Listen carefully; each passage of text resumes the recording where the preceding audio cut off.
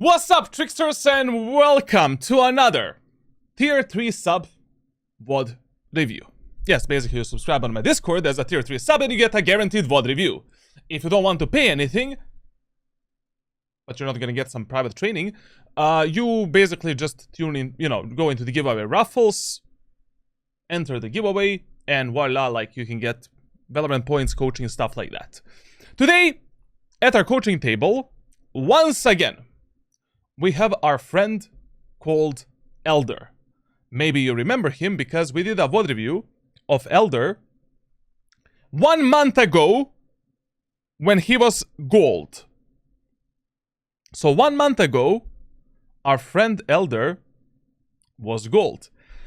I mean, after that VOD review, we shared I shared some of my private trainings with Elder, aim training routine as well, and I mean we went quite in depth when it comes to his problems. Obviously,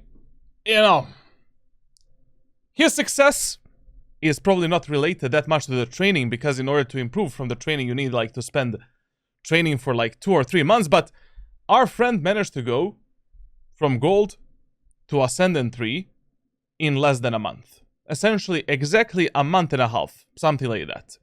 Which is really fucking good. Today we're doing another VOD review of him.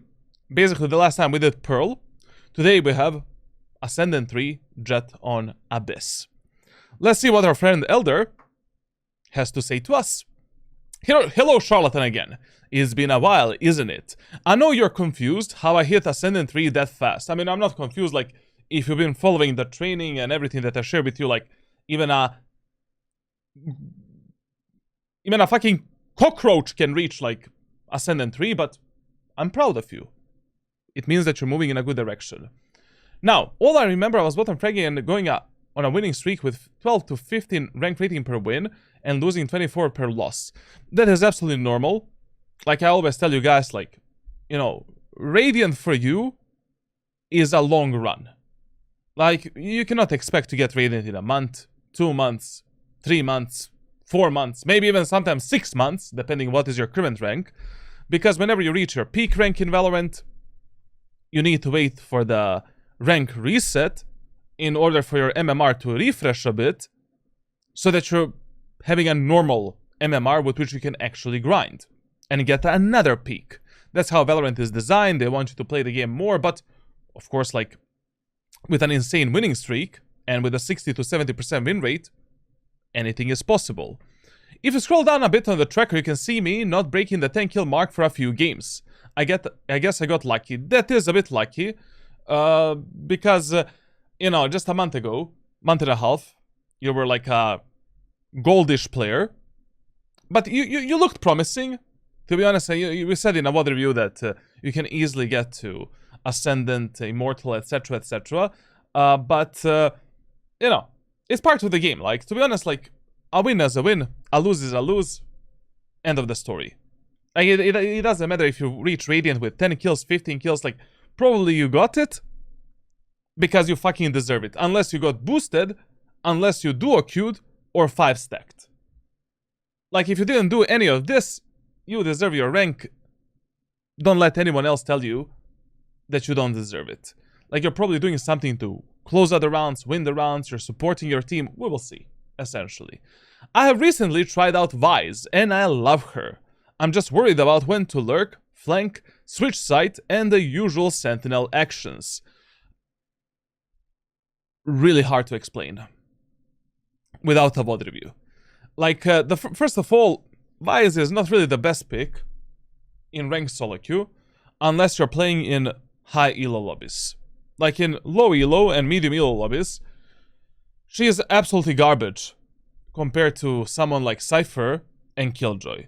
But if you enjoy some agent, if that agent suits your personal playstyle, then, I mean, sure. The ultimate goal of yours in Valorant is to have fun. It is a video game. So if you enjoy something, you can try doing it, but it might not be beneficial for your grind.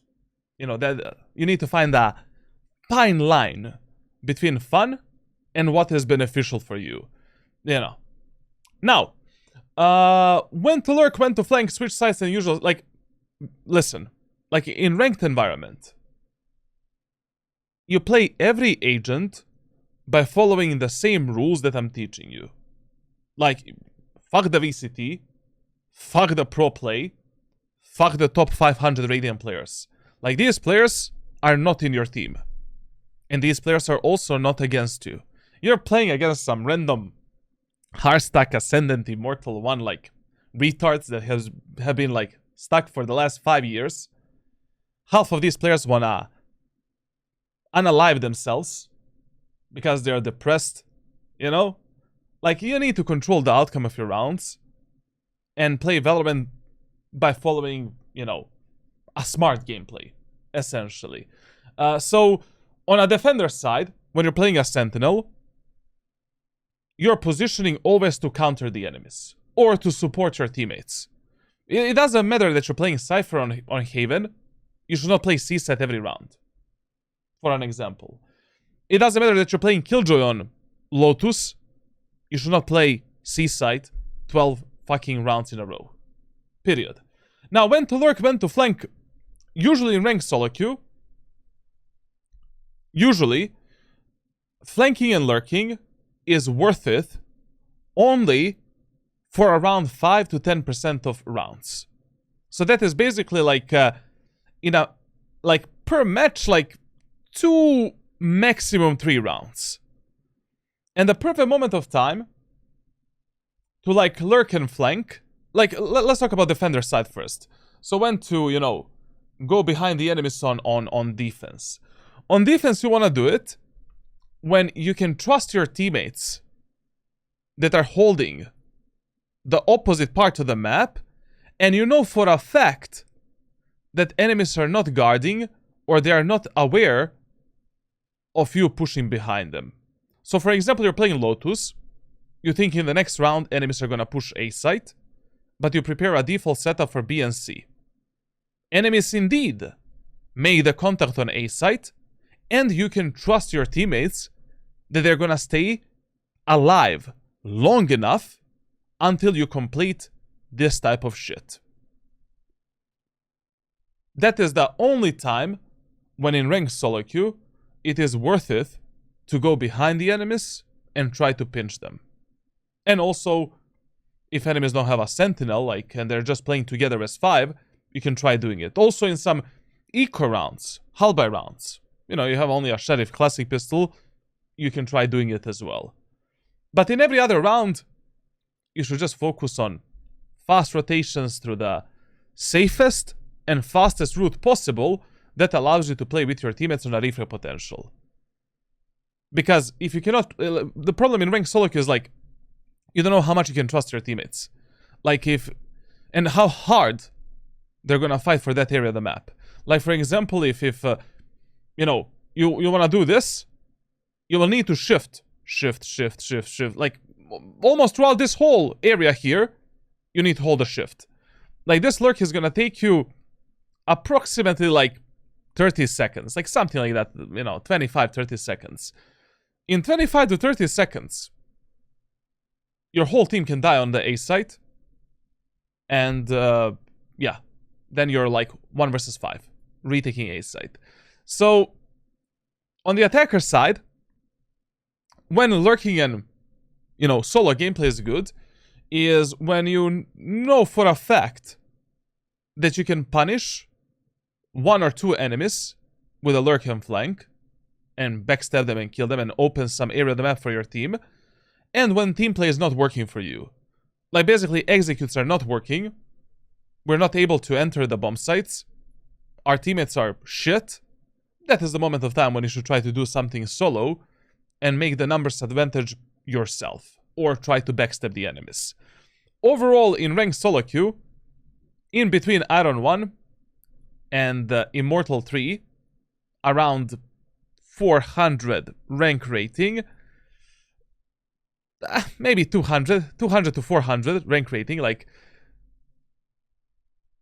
most of the times it's just better to play with your teammates. And to focus on the general rules that we've covered in your previous VOD review, and that I also covered in the videos, private coaching videos, that I've shared with you the last time we did a VOD review. Unfortunately, that is, you know, the nature of the game. Like, where you simply cannot rely on your teammates in ranked solo queue almost ever. And just remember that the worst time for you to do some kind of a lurk and flank is when the enemies are eco, half buy, or bonus. If you have true numbers advantage, and if you like have some already very strong win conditions to win a specific round. Also, another time when it is really bad to lurk and flank is if your team play works. You know, enemies are simply worse than you. We're playing very easy refray games. Fuck that. Like, you know, just play with your teammates, kill the enemies together with your allies. That you don't need to complicate your gameplay, essentially. But we're doing a Jett VOD review today. When I do my VOD reviews, I realize I panic a lot once it's a chaotic gunfight. Like there's multiple enemies or a teammate is in a gunfight, and I hesitate to... Wait. So I realize I panic a lot once it's a chaotic gunfight. Like there is multiple enemies, or a teammate is in a fight, and I hesitate to help them or continue in my gunfight I'm in. Well, in Glando, which usually lead me to be distracted and die. Chat, can you help me? Chat GPT. Wait. So, you panic when it's a chaotic fight. But what is a chaotic fight for you? So there's multiple enemies, or a teammate is in a fight. And I hesitate to help them or continue in my gunfight I'm in. So are you in a gunfight or like what? Sorry, it's too late for me. Wait, I need coffee. Just a moment.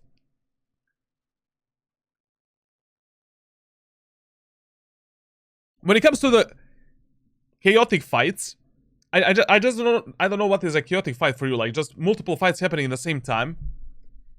Like the number one rule that you follow in Valorant is you want to help and support your most aggressive teammates that have the highest chances of dying at that moment of time. And that is the number one thing that you want to learn in Valorant through VOD reviews and through your gameplay.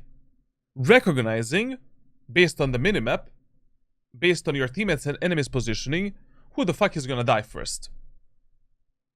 And who's gonna get in a fight first. So if there's multiple fights happening, just support the ally that you think is gonna die first. That is maybe the weakest link in your team, the weakest teammate in your game, or the teammate that has some kind of a value. You know, guys carrying the spike. Breach with the ultimate is fighting. I would rather support the breach with the ultimate than supporting my ISO that has absolutely fucking nothing to win the post-plant retake or a fight. Like, and there is no reason to hesitate at all. Like, I mean, like, why would you hesitate? Like, essentially, you should always focus on your teammates' fights. And that's like the bottom line rule that you should follow in Valorant. Like, after this VOD review, share with me, through private messages, some of these examples. I just want to be 100% certain, like, what do you mean by this, like, paragraph here? Like, share with me, like, five examples where you die because of this, and let's see what we can do about it. I need examples. Like, basically, you know, when I'm doing my private coaching, like, everything is done based on examples. Like, we cannot talk some random shit, bro. That is why I'm gonna unalive myself probably one day because I'm responding to 200 messages per day. Now, it probably didn't help that I changed my sensitivity, new mouse keybinds, trying out new... But no, it definitely didn't help, but it is good that you're getting out of your comfort zone. You know? Like, basically, you started playing Valorant quite recently. You didn't play Valorant that much overall. And when we did our first VOD review in January, I told you that you're simply, you know, you're simply on the right path. Basically, you're simply a caliber of a player that is above average. And you can easily get to Immortal 3 in the following 2-3 months. But because you're a newly baked player in the FPS games, I would highly recommend you to test, you know, different settings, different agents, different equipment, just so that you find what suits you the best. I mean, the only way to always push your skill ceilings and to understand whether or not something is good for you is to try these things out. Just remember one very important rule. Whenever you're changing something, whether it is a sensitivity, mouse, keybinds, or trying new agents, give it at least 3 weeks. 3 weeks. Like, don't change anything for 3 weeks. Rule number 1. Rule number 2, track some kind of a data. How you perform with that new, I don't know, monitor, that new sensitivity, that new agent. Like, ask yourself, why do you underperform sometimes? Is it because of these changes? Is it because of something else? Etc, etc. Like, for example, when I'm trying a new mouse, you know, I always track some kind of a data to see. I mean, you know, I've tried like 100 mice in the last 5 years. I already know what mouse suits my grip style the best and which shape I prefer. Like, basically, the G-Wolf's HTX 4K is the best fucking mouse for me. Unfortunately, because it's a Chinese piece of shit. But it's the best shape. And I cannot find any better shape. But, you know, it took me... Like, I needed to try at least 40 to 50 different mice in order to finally realize what type of shape makes me perform the best in terms of my grip style and mechanical skill. Like, that same shit goes for any of this. Like, essentially, you know, when you're changing sensitivities, I see a lot of the players, like, they change sensitivity for what? 3 days. 3 days. You know? And after 3 days, they're like, nah, fuck this shit, bro. This sensitivity is not made for me. How the fuck do you know? Like, sometimes something that feels unnatural for you might only feel unnatural because you're not used to it. Brother, when I changed to this monitor, it felt like this 2K shit. It felt like... I felt really bad. Really, really bad. 27-inch 2K, something completely new for me. But now, it took me 3 months to get adjusted to this. So, like, you need to give yourself some time when you're doing this type of stuff. So, like, it is good that you're willing to experiment. Because one of the main mistakes that an average FPS player makes in any game is players are not willing to grow outside of their comfort zone. They only stick to one shit. It doesn't matter what is that shit. And even if that shit is not working for them, well, it's okay. You know, I'm happy to be stuck in Ascendant for the next 3 years. Eventually I'm gonna get Radiant, right? Brother, like, you need to min-max things. Like, the whole point when you're grinding something in life is, number 1, to enjoy it. That is really important. And number 2, to have discipline. Number 3 is to remember what I've wanted to say. Just a second, I need coffee, like, moment.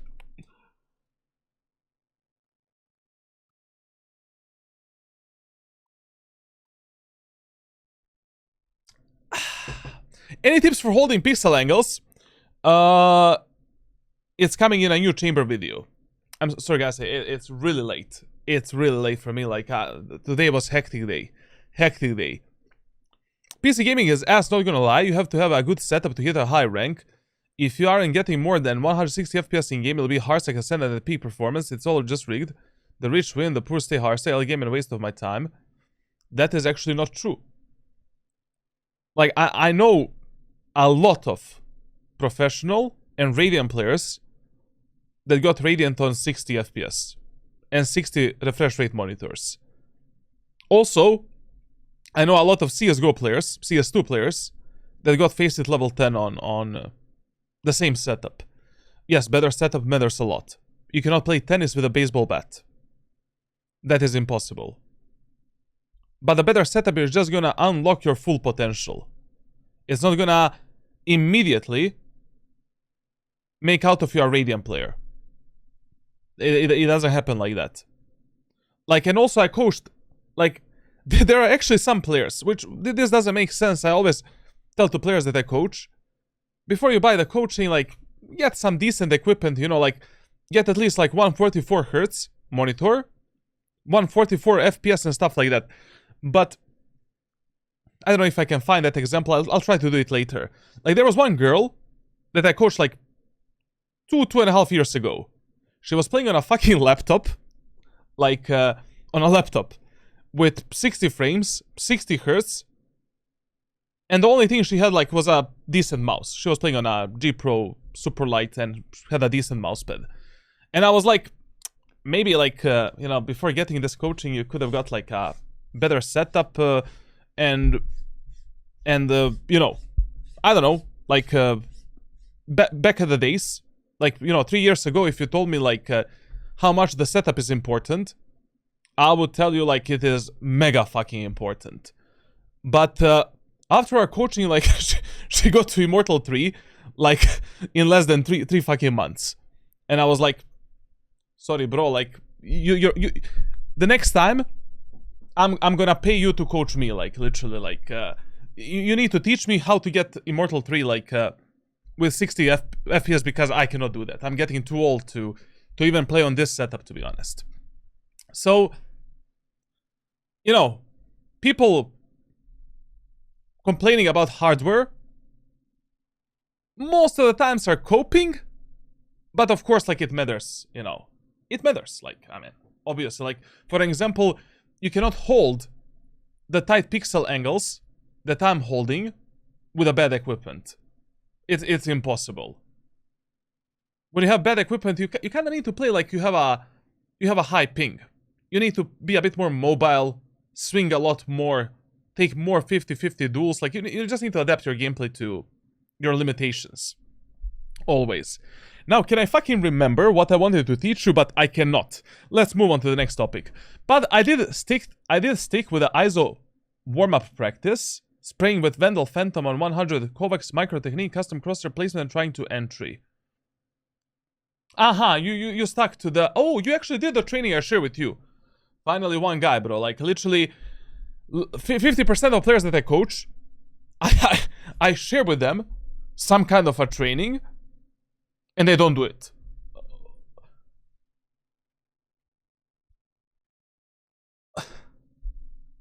Why do you get coaching then? I mean, like, I don't have a magic pill that I'm gonna shove in your fucking mouth and you become a better player. Like, you know, you need to do the training after the session, you know, like, you need to do the... Basically, your job is harder than mine. Because your job is to actually implement everything that I'm gonna teach you. And spend the time in the game. And if you don't do that, like, what the fuck? But, elder brother, like, all I can say is good job. I really think that you will get Immortal 3 without any problems in the episode 10, Act 2 or Act 3, which is really fucking good. Now, I think I stopped dying to timings now. I sort of fixed it. Very good. Just stick with a teammate, and if you're alone, don't make a sound. Just stick with a teammate, and if you're alone, don't make a sound. Okay, makes sense. I know I don't sound confident, but that's why you're here, coach. You should be confident. I mean, you should be proud of yourself. Like, fuck it. Like, every accomplishment that you do in life, you should be proud of it. Like, to be honest, like, basically, you wake up in the morning, you take a huge shit, but a clean shit. You should be proud of yourself, man. You know, you did something that day. Like, you know, baby steps. Some people cannot even shit because they're dead. So think about it. Now, I haven't played with that turned dark way too fast. I haven't played much because of my shift change and a bunch of workload for the past few weeks. So I only got to play 50 more games. Playtime, looking good. 83 hours in 2 months, solid. That is, like, this is the optimal amount of games that you need to have, like, every act if you want to see consistent and gradual improvements. Like 60 hours of playtime, basically 180 games. 180 games, every act, is like a minimal optimal amount. So it's fine. If you can keep up this in the next act, I mean, we're really soon gonna see. And also another thing that I like is that the aim training is actually working, and the general training is also working. Like, your stats became so much better. Like, then when we did the coaching, like in January, like, headshot percentage is getting better, KST is looking better as far as I remember. Like, everything is looking nice, to be honest. The only thing that's not looking nice is your win rate with Jett. But you know, considering what type of problems we had with the Jett last time, it's gonna take you some time to actually adjust yourself. As I said in the previous VOD review, like, you can also play Raze and Reyna. You know, basically Raze and Reyna are a bit more simple than Jett. They're just straightforward, and especially Raze. I mean, especially Reyna, but when we compare Raze and Jett, like, both Raze and Jett are S+ tier agents. But Jett will improve your feeling for timings faster and more than Raze. Because with Raze, timings are not as important as with a Jett. It's more like how you use your utility, how you combine it with other abilities and stuff like that. With Jett, you really need to think about, should I fucking go in? Should I turn this dash, you know, you need to pre-activate dash ability before you go in and before you take a fight. So, I don't know. Like, keep doing what I told you to do previously, and then today we're just gonna focus on your gameplay on Abyss, and we will try to fix your win rate on Abyss with a Jett, and that's it. I can see you also played a bit of the Honimus Rex, and you tried him as well. The only thing I would advise you is, like, you don't need to fill this much, you know? You know, fuck the Killjoy. Like, fuck the Sky. Fuck the Sage. Fuck the Yoru. If Yoru doesn't suit you and you already didn't main him, like, fuck the Sova, fuck the Breach, fuck the Aizo, fuck the Vise, fuck the Techo, fuck the Cypher. Chamber, you should consider, because you have a really good stats with these agents. Chamber might suit you really well. Fuck the Deadlock, even though somehow you have, like, this with Deadlock, like, it's only 5 games, it doesn't matter. Fuck the Gecko. Like, just focus on what works for you. Reyna, Raze, and Jett work. With Jett, you need just a few more fine-tunings. And in 2 months from now, we're gonna see... I don't have a clock. In 2 months from now, we're gonna see you in Immortal 3 100%. When it comes to other stats, like, you know, it's getting better. Like, we still have some of the problems that we had, like, previously, such as clutch percentage, for an example.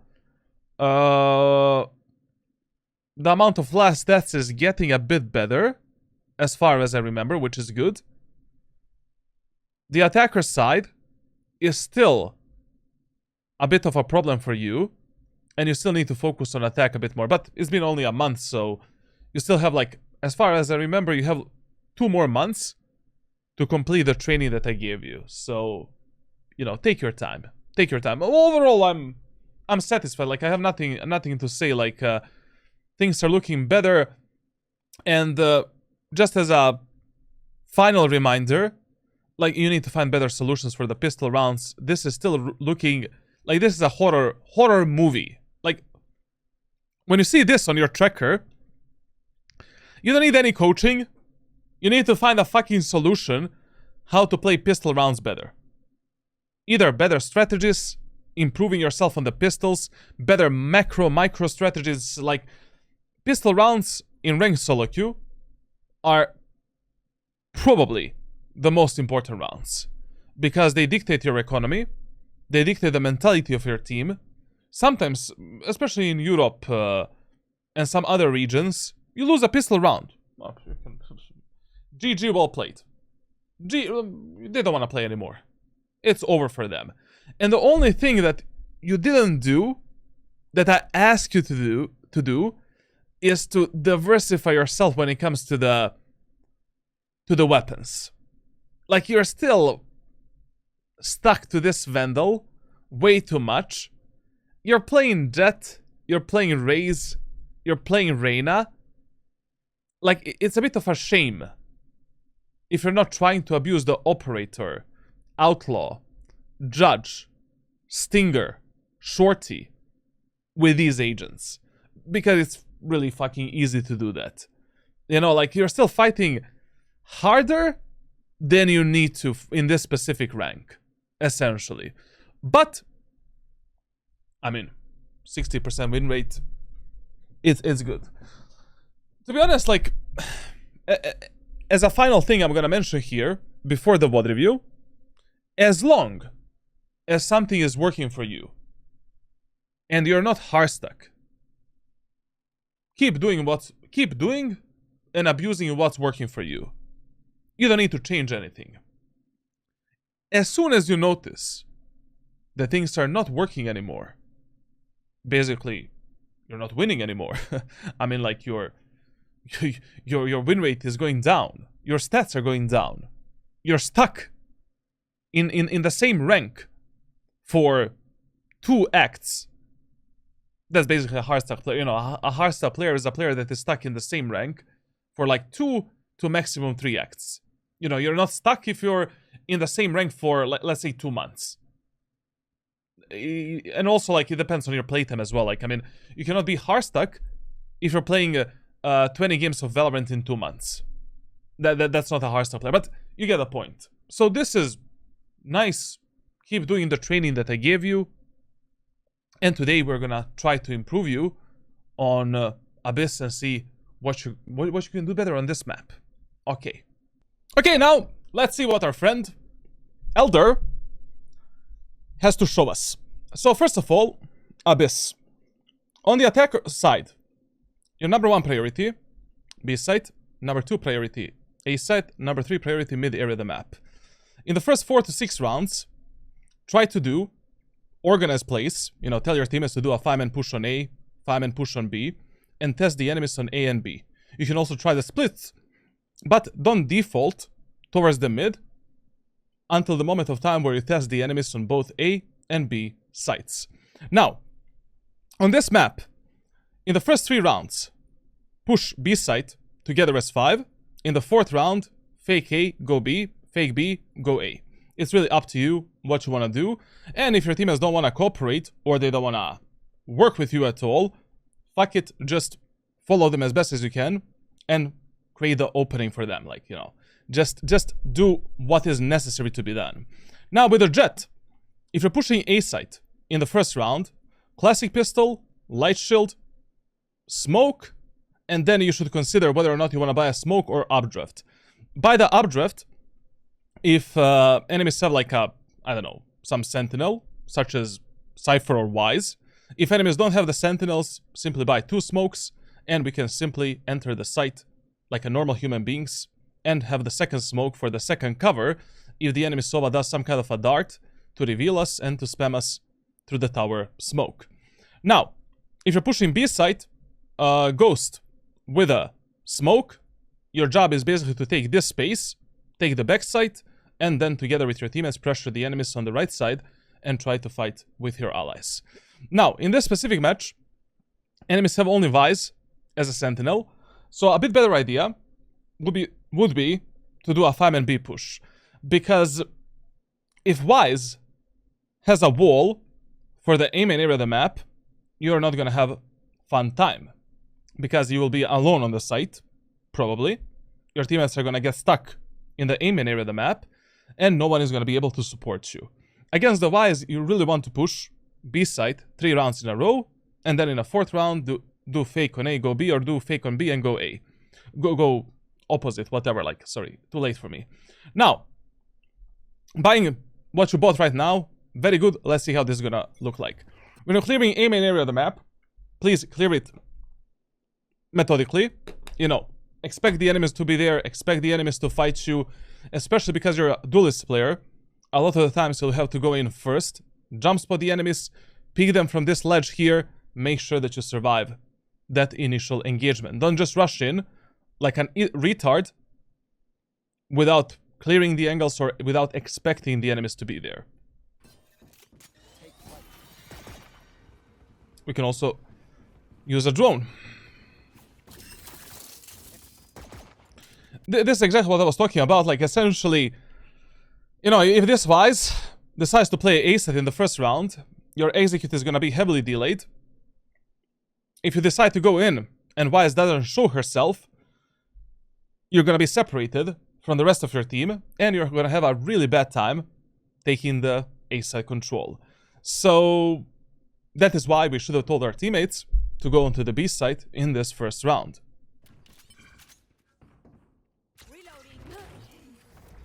This object here, an absolute waste. Like, first of all, with a classic pistol, you don't even want to consider fighting the enemies on this range right here. Like, your main job right now is simply to wait for this to expire, jump spot the wall, and then we decide what to do next.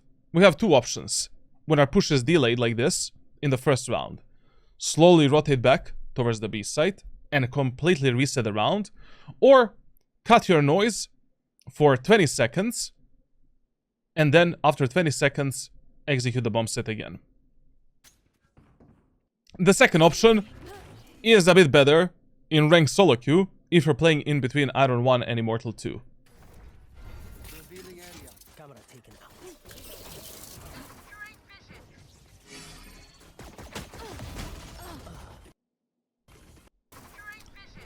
I mean, I don't know what to tell you about this. Like, essentially, we should have baited the wall first with a jump spot, and then we decide what to do next.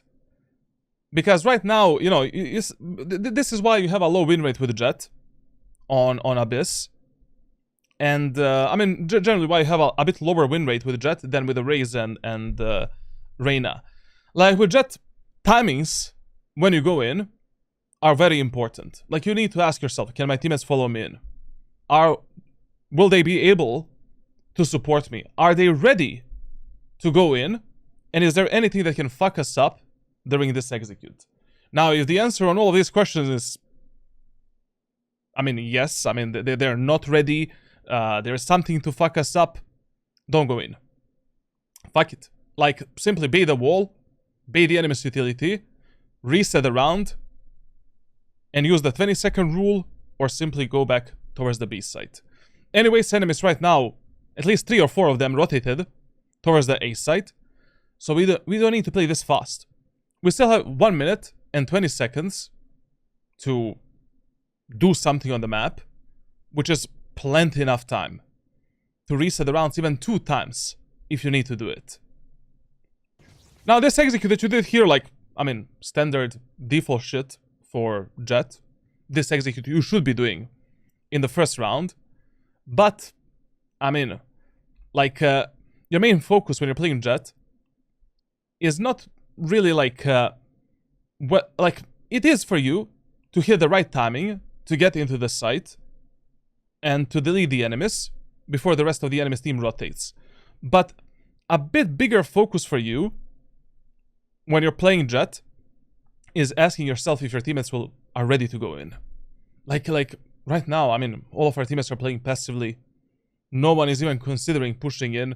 We have 0 comms as well. Relax. Chill a bit. Let's wait for this smoke to expire. Let's cut the noise for 20 seconds. You should have gotten into this smoke, essentially. Do a jump spot to bait the Vice wall. I mean, if you see a Vice on the bomb site, on A site, the wall is here 100%. If you see the Vice on the B site, the wall is either here or somewhere at the back side. On B side, it doesn't matter. The wall is never gonna fuck you up tremendously. But on A side, I mean, if you go in and the Cypher goes in, I mean, you go with the updraft dash, wall is not gonna be activated. But once the Cypher goes in, you and Cypher are completely isolated from the rest of the enemy team. We have a problem.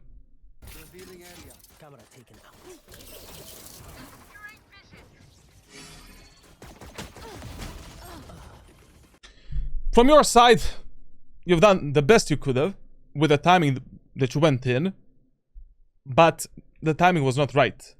I mean, we needed to reset this round. And the main mistake in this round is like pushing A site against the Vice. Almost impossible in the first round of Abyss. Generally speaking on Abyss, whenever enemies have like 1 or more Sentinels, it's always the best idea to push B site in the first round. Because that Sentinel can never fuck your teammates up and you on the B site as much as he can do that on the A site. Anyways, B site is much harder for the retake than the A site. So, why not? You know, 3 rounds in a row we push B, we test the enemies there. Even if those executes are not working, in the 4th round we can do a perfect fake because we will damage the enemy's mentality. I mean, we will make the enemies think in a specific way. And they will probably be doing faster rotations left and right. Now, in this second round, like... Okay. That's one way to end it. Now, in the second round, you should, like, try pushing A set again. If you push A set in the first round, on Abyss, do it 3 times in a row again. Even though the Vice is there. But now you know what you need to do. Like, we cannot play super fast. Let's slowly take the aim in area of the map. Let's bait out the Vice wall. Let's cut the noise. And let's try this strategy with our teammates. If you notice that this type of slower gameplay is not working for you in the first few rounds, fuck it. Then you know, avoid it. Don't use it anymore. Like, let's try to do something else with the allies that we got on the attacker side.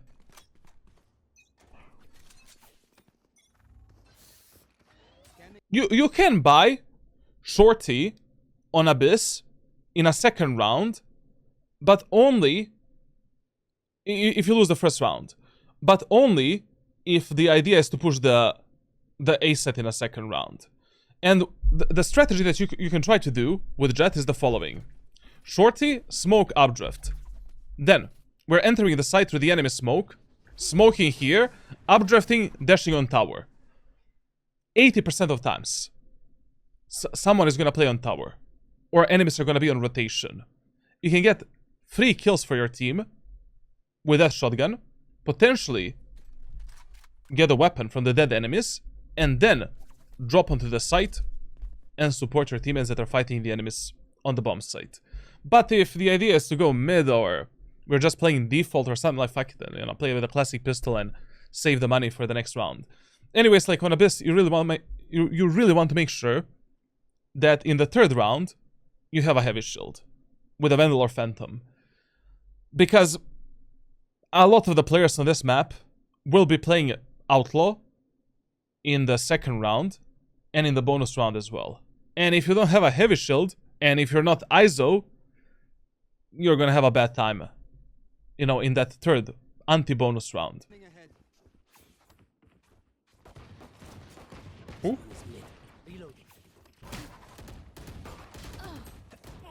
Don't greed for the guns. Relax, bro. We just got a numbers advantage. Like in Valorant, only hunt the guns and greed for the guns when there's nothing better for you to do, and it is safe to do that. fuck it. I know you have a classic pistol only, but this dash that you did here is a bit of a suicide. I mean, usually, if one enemy is playing here, in these lobbies, he will probably have a support from one teammate that is either here, here, or here. Whenever you kill an enemy on this position, you should expect the peak from these 3 angles right here. Slow down a bit. Relax. We got a kill. We have a dash ability. Let's try to fight with our teammates. I mean, with a classic pistol on these ranges, fighting the enemies is a bit of a suicide, but it is the best we can do in this eco round. Anyways, you know, on any range with a classic, like, you can deal. You can maybe hit some crazy headshots, God knows, but the worst thing you could have done in this round is greed for that sheriff. Plus, the guy only has a sheriff, like, you know, it's not like he was using a vandal in that round.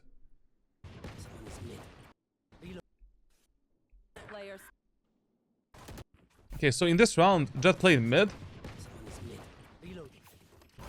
Reyna played A, Clove played B, Vice played A, and Izo played around B. Okay, so listen, when you're playing these early rounds, basically the first 4 rounds in Valorant, we call the learning rounds. In those rounds, your highest priority is to gather as much as possible information about enemies and about your teammates as well. So when it comes to enemies positioning, we have a pretty solid idea of where they're gonna be playing and who plays where. So essentially, Jett is gonna be flexing a bit, probably, on the bomb sites. Vice is the A player. Clove is the B player, probably playing around the mid as well. Izo is the B player. And enemy who is left, like, enemy Reyna also plays towards the A site a bit more. Now, with this info that we have from the first 2 rounds,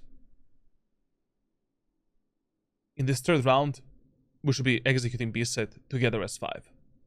Like, if this is true, and this is the only info that we have, that is the best gamble that we can make for the 3rd round.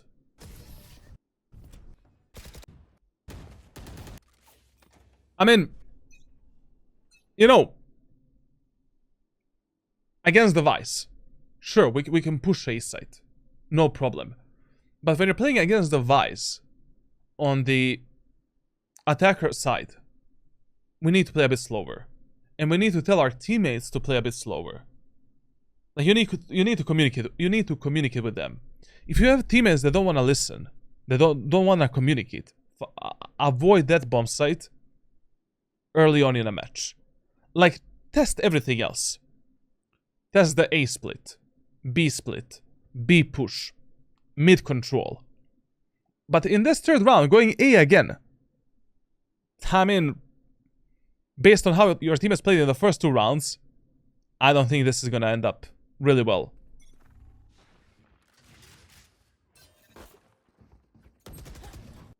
Okay, so what is this, man?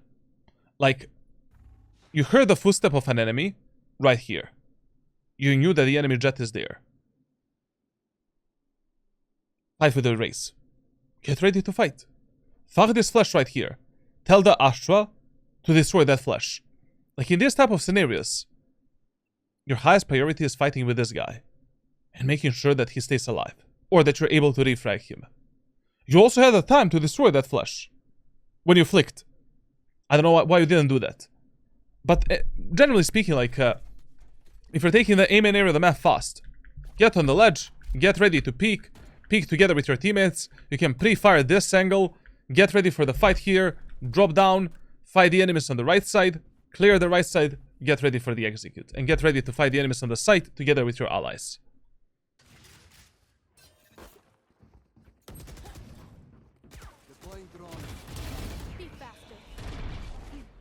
And also, when you were taking this fight with the enemy Jett, activate the dash ability.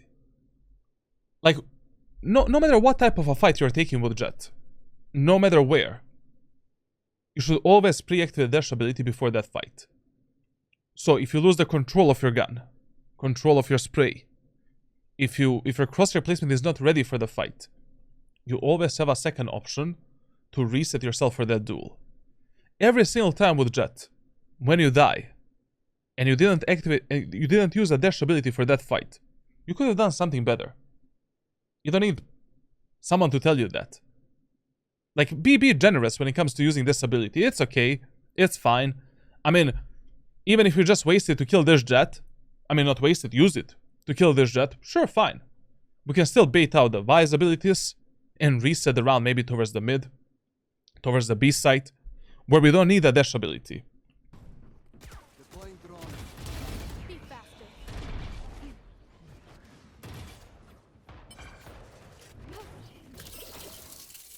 Time to leave, time to leave, time to leave.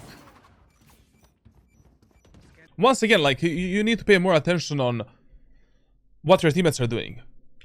Like, we just got 2 kills on the map. We are 4 versus 3. Our teammates are not going in. First of all, why did you activate the dash ability? Like, okay, you didn't use it for that Jett fight. Sova drone scouted that enemy Reyna, that no one is in this area of the map. Wait, relax a bit. You know that enemies have a Vice. Wait for the Vice to waste her razor vines, bait the wall, and then let's move in. And wait for your teammates to regroup. Because Cypher just got a kill on mid. Like, in this 4v3, whenever you make this type of a numbers advantage, I mean, generally, whenever you make any true numbers advantage, just reset the round. Completely. If you already didn't end up on some site, we didn't take any space here and here, you have plenty of time to work with. 1 minute, 29 seconds. You can plan the spike 20 times. Relax. You're making a lot of these rushed out decisions without reading the game. Without reading the info that you got here, here, and here. No one is... Like, I feel that a lot of the Jett players are just under the pressure 24/7. Like, they know that their teammates expect them to frag, to go in and open up the map. But that's not your job. Your job is just to take the space and go in at the right moment of time. Like, relax a bit. Chill. You know? Even if you get 13 kills in 13 rounds that you win, and all of these kills were impactful, and they allowed you to win the rounds, like, you should not feel under the pressure to do this type of plays. Relax. Like, you base your timings and base your executes based on what's happening on the map. And what type of agents you have, what type of agents enemies have. No one is forcing you to do anything. Time to leave, time to leave, time to leave. There we go, RP. I mean, okay, here we know that Reyna is like on A side, Vice is on A. Blocking vision. Blocking sight. In this example, it is totally fine that you decided to play a bit more passively. We have a huge numbers advantage, which is 4 versus 2. And we have 0 utility for our anal cavity. Okay. You can watch the back in this type of a scenario. You have 3 teammates playing on the site. I mean, we need to have someone, like, guarding this area of the map in this example. But if this was like 4 versus 4 or 4 versus 3, I would always advise you to play with your most aggressive teammates. Let the Astra from the site guard the window and the B main, and you should be playing with a Cypher and Sova. But since it's a huge numbers advantage, I mean, it's fine.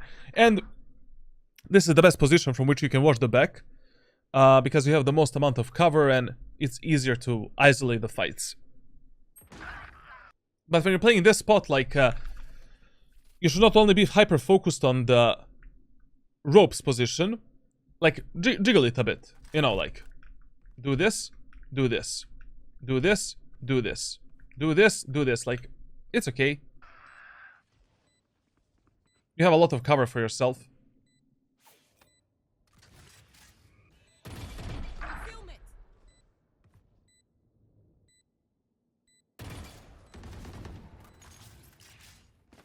Okay, now, after this round, team play doesn't exist anymore. We don't trust our allies at all.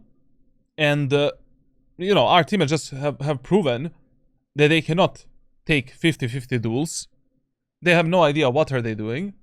So, in every other round, we need to support our most aggressive teammates that have the highest chances of dying. Starting from this one. Knocking them. Pulling them in. One enemy remaining. Champion. Last one. Okay, this could have been easier, I guess. Okay, finally a big push. Let's see this. Listen, please, for the love of God, like, if your teammates are pushing the B side in the way that your Sova and Astra did, like this, every round from now on, run in front of them and jump spot this angle. Or clear it with a gun out. Like, you cannot do this. Like, how do they know that no one is gonna pick them like this? I mean, I have no idea. I don't know if they're cheating or they are like Nostradamus, but I simply, you know, you cannot do this when you're executing B set of Abyss. Concealment. Ult's ready. Blocking sight.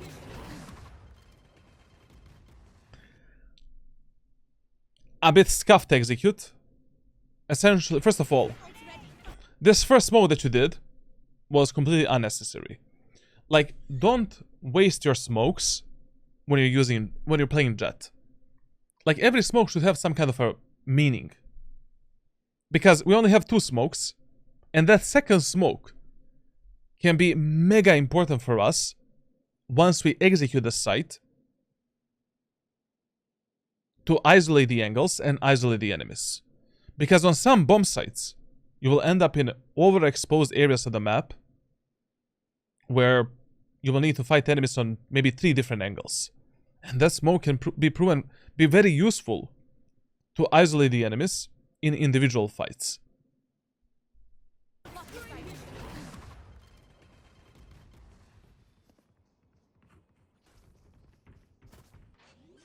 sight. Spike planted. No reason to pick this. Why would you pick this? No reason. We are 5 versus 4. Wait for your teammate's contact. Like right now, enemies know that you're here. They're feeling that pressure. But they don't really know where the Sova and Cypher are at this moment of time. I mean, they know, but, you know.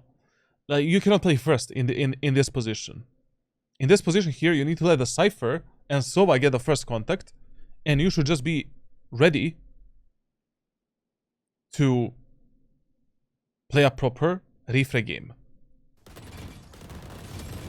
Because in this fight here, you cannot get refragged. Like, Cypher doesn't see this angle, Sova doesn't see that angle. You're just fighting a 50-50 solo duel.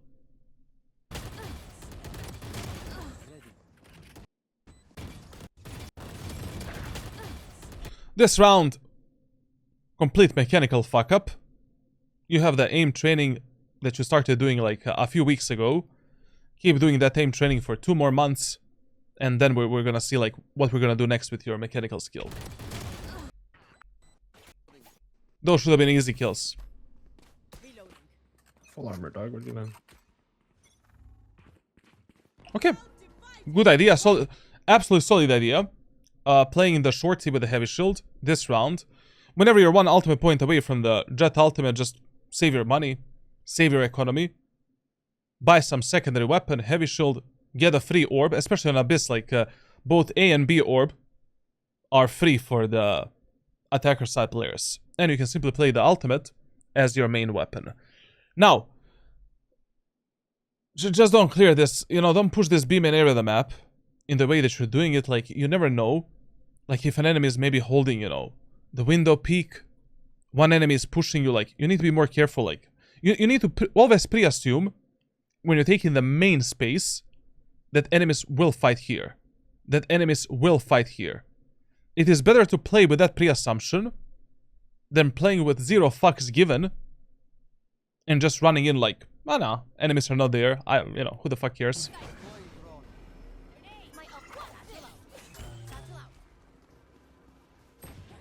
Get out of my way.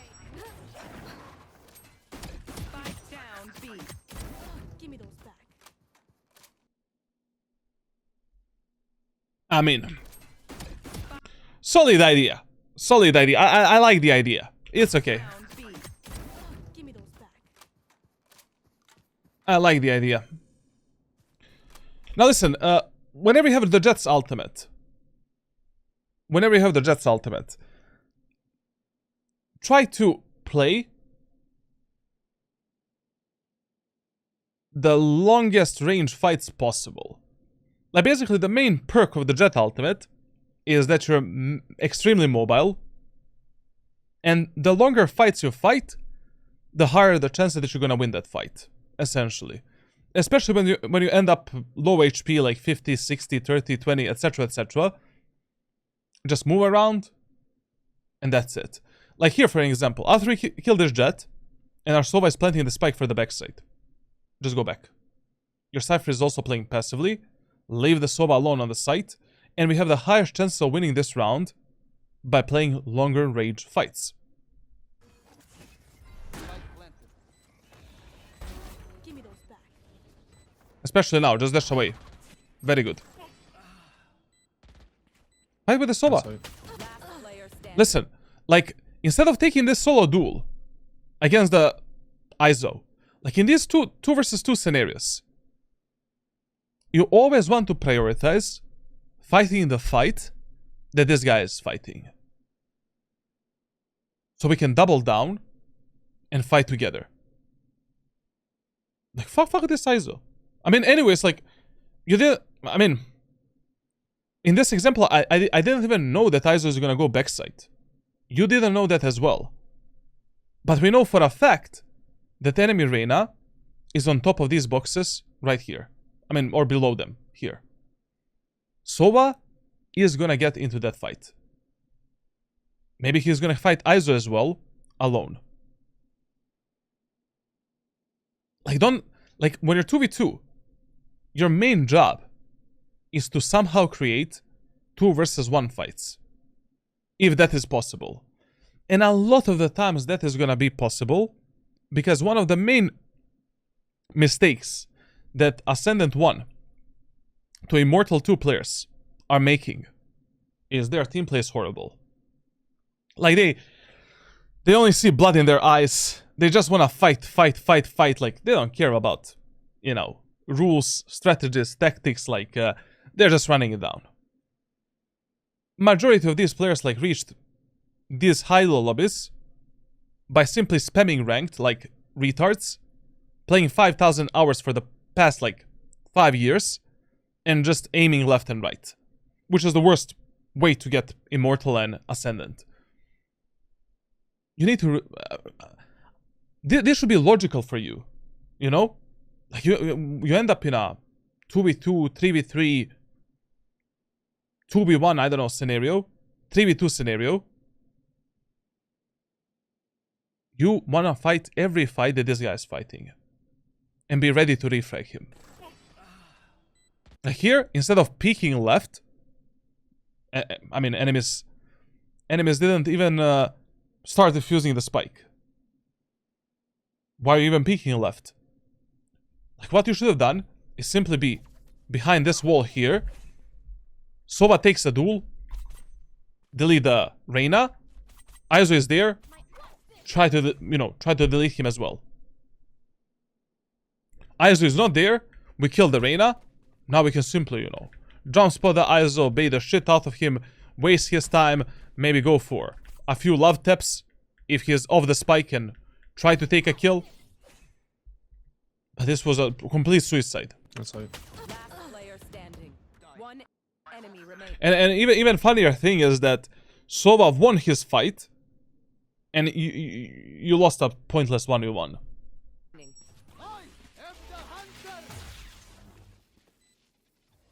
Isn't the guy getting pushed right now?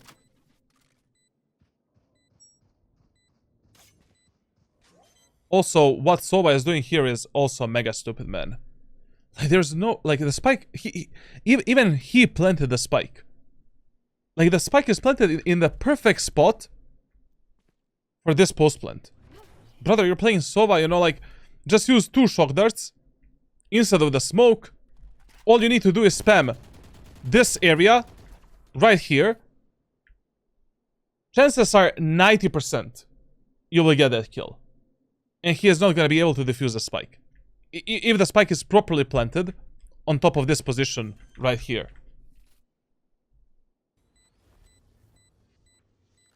Oh, he's wasting a lot of time. Madre mia. Now listen. We figured out how to play. We figured out what works. Let's do it one more time. You know, 2 rounds in a row, we pushed B site and almost effortlessly won these rounds. Let's do it the 3rd time as well. And then, it doesn't matter if this works or doesn't work for the 3rd time, then in the 4th round, we can do a fake.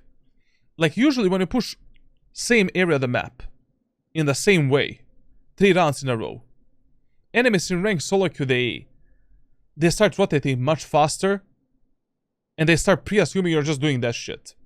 They're just pre-assuming that you're not thinking and that, you know, you're just autopiloting and as much as they are, and they're not gonna be ready for a fake. And especially here, like, you know, pushing A side that didn't work for us that well against the Vise. I mean, like, yeah, that's gonna be interesting.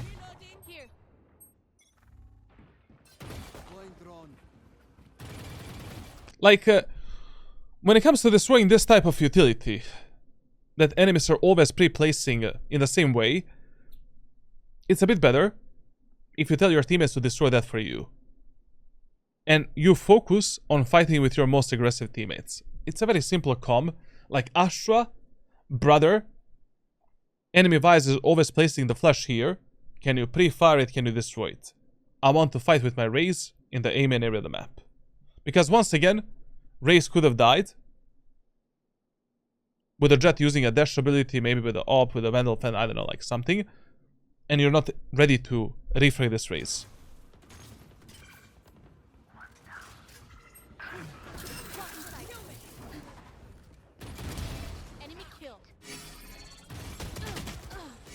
And once again, like, this was mega risky considering how far away your teammates were. Like, if you didn't get this kill on Vise, your teammates are immediately 3 versus 4 in a very unfavorable situation. Yes, you're so clear these early angles. Relax a bit.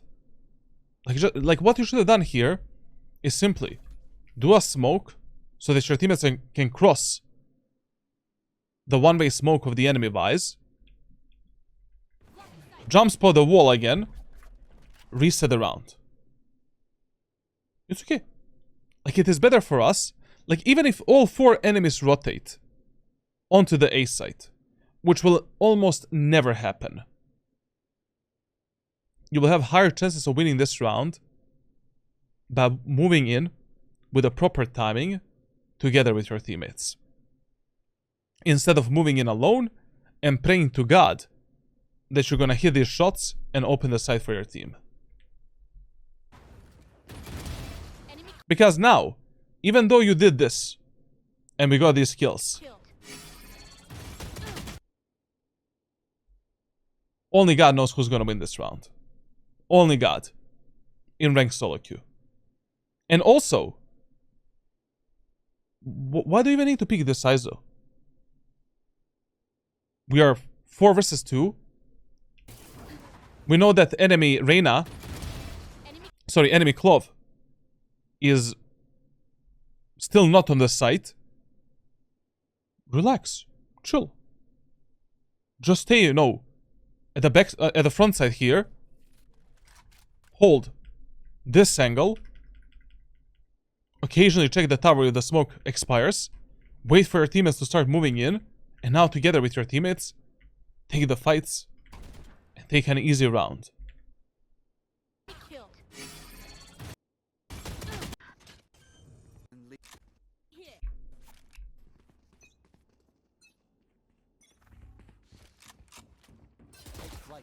As I said, like, don't be the guy that is doing this.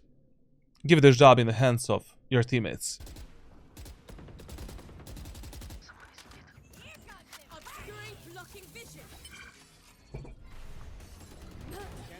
And in this round, I don't know, like, listen, you know, I'm personally like mega bored from Valorant, you know, like I don't communicate ever. Essentially, I don't give a shit anymore about my grind. I got Radiant 23 times, like, I don't have a mental power to speak in IGL in the games. But if you want to reach Radiant for the first time ever, you should at least try. You know? Tell your Raze, slow down a bit, like, let's take the aim in first, then we're gonna go in together with your ultimate, win the round together. Like, give your teammates ideas in the first 3 to 4 rounds. And of course, if your teammates are not listening to you, then fuck it, like, just simply adapt to them and observe what they're doing. But you should at least try some level of communication. Like, simple comms, simple stuff, don't complicate it too much. For example, here, like, we could have just said to our Raze, just ask the Raze, you wanna use the ultimate fast onto the A site? Raze is like, yes, I'm going in like a, you know, I wanted to make some very racist joke, but I'm not gonna do that.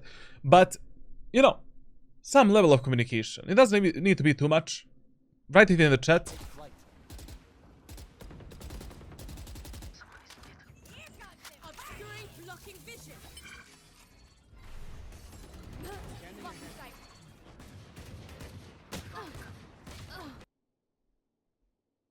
I mean, like, if you don't see the spider, and spider sees you, he still exists, you know?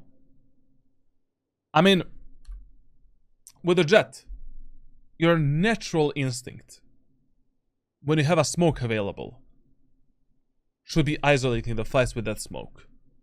Like, if you already heard the guy dropping here and firing a gunshot from that position, your natural instinct that you want to develop with Jett is doing this and taking this fight. And then we can focus on ISO that is backside or behind the smoke. Like, that is one thing that, like, you need to become a bit more, like, efficient with your smokes. Because a lot of the times you're just randomly placing them, missing them, not using them to cover the angles. And that is one thing that you can focus on as a Jett main. That was also one of your problems when we did the Pearl VOD review when you were gold. You need to play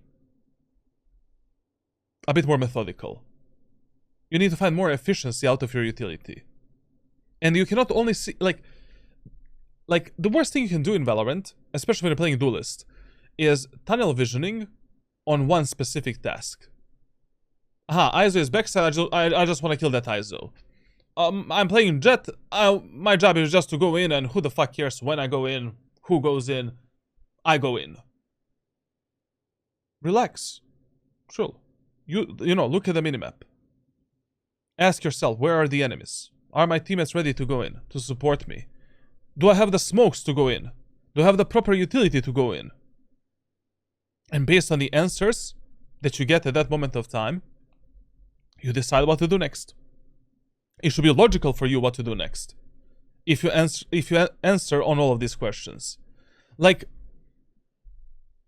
a bad fast play that is not precise, but that worked, is still a bad, fast, imprecise play that randomly worked because of luck, maybe. And it is still a fucking bad play. But a good slow play that is methodical, that didn't work that time, is still a good slow play that is eventually gonna work for you because you will become faster at thinking in a specific way. And that, like, basically, you know, how many aim guides you watched in Valorant? An average player in Valorant probably watched like 20 aim guides in his Valorant career. 20 minimum. That's like 200 minutes of, you know, almost an hour. Not more, like that's like 7-8 hours of just aim training shit. In almost every aim training guide, one of the main things that these coaches or whoever are going to recommend you is that you value precision over the speed early on. You know, track the targets and then when you're ready to shoot them, shoot them. And that is the same shit, same mindset that you should apply with anything in Valorant. When you go to the gym, what is the main thing that you value? The proper form. No matter how slow it is, no matter how much weight you can lift, proper form is 10 times more important. So the proper form of your executes and utility users and timings to go in is equally important. That is your form in Valorant, essentially. And that form you're lacking a lot. You just, you know, here for example, okay, we want to follow this race. First of all, why did you dash all the way here? Fully exposing yourself to the enemies that are always dropping down from the tower and to the ISO that is backside. You have info from the previous rounds that enemies always drop down on this position. You know that ISO is backside. You put yourself here, and now you need to worry about this ISO penetrating your anal cavity and this guy killing you as well. If I already know that ISO is backside, always, and one guy is here, let's use a smoke dash here as our default play, isolate this fight, because you have tons of cover here. As soon as we finish this fight, we can turn our focus onto the ISO and delete him later.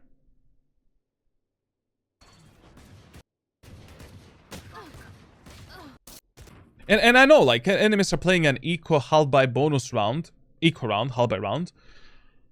And in eco and half by rounds, you want to do this execute with a Jett. But you always need to adapt your executes based on what you see on the map and what the enemies are doing. Like, you cannot just blindly tunnel vision on these executes and do them no matter in what type of scenario you are at that moment of time. And also, enemies are eco halby. We know that B set is easier for us. Just do a 5-man on B. What the fuck are enemies gonna do? And also, like, when you find early on in a match, like in the first 4 to 6 rounds, that some bomb site is working better for you and your team, keep doing what's working for you until it stops working. When it stops working, ask yourself, why did it stop? Essentially, one of the main rules that you follow in Valorant is something that we call the LSD rule. What is the LSD rule? If a certain play, execute, round, position, didn't work for you one time, in one round, we call it a matter of luck. There's so many different factors that can impact the outcome of your executes. One random stray shot through the smoke killed you. That is not a skill issue, you know? And an average player very rarely will figure out why that execute didn't work for the first time. Do it set, like, basically, don't be afraid to repeat the same play in the same way the second time as well. When something for you doesn't work for 2 times in a row, then that is already a bit of a skill problem. We need to figure out how to adapt this play to what the enemies are doing. We can do that same play in the identical way that we did it the second time, but we should fine-tune it a bit. So whenever I'm we can execute the A site, but the Vice utility is slowing my teammates down, so we should just do it slower. Let's do that. That is one solution. And if that play, that execute, that site, that retake, that whatever didn't work for you for 3 times in a row, it is absolutely dumb to repeat it again. So if you lose 4 rounds in a row trying to do the same shit over and over again, you deserve to lose that match and you deserve to be hard stuck. Because you're grinding Valorant with your cock and not with your brain. Period. So, you know, B-side worked for us so many times. We could have created this pattern of pushing where we push it 3 rounds in a row, then we do some kind of a fake, pull the enemy's utility, you know, like, make the enemies... Like, this is the enemy brain. If we follow that pattern. And also, like, when enemies are eco and hull by, on a defender side of Abyss, don't touch the mid area of the map. This does not exist for you. Fireman push on B, fireman push on A. We don't need any mid control. At all. We should just be fighting together on the raw refrag potential. Let me go first. I'm really glad we got punished here, because I feel that you don't give a... Like, you're not ready for this. And I really hope that you're gonna be punished like this at least 100 more times. Because you don't want to learn. Like... Learn from, like, you know... Sure, you can learn from your mistakes, and over time you'll become better. But in life, it is 10 times better if you learn from others' mistakes. Like, if I fucking tell you that you should be ready for this fight, and we discussed that in the Pearl VOD review as well, you should be ready for that fight. Like, when you're taking the aim and control of any map, expect enemies to always be there. Expect the enemies to peek you, be ready for a fight, be ready for the utility, be ready for everything, every outcome. If you don't have information whether or not enemies are in that area of the map. So we should methodically be clearing these angles with a proper crosshair placement, and we should be mentally and physically ready for this type of a peak.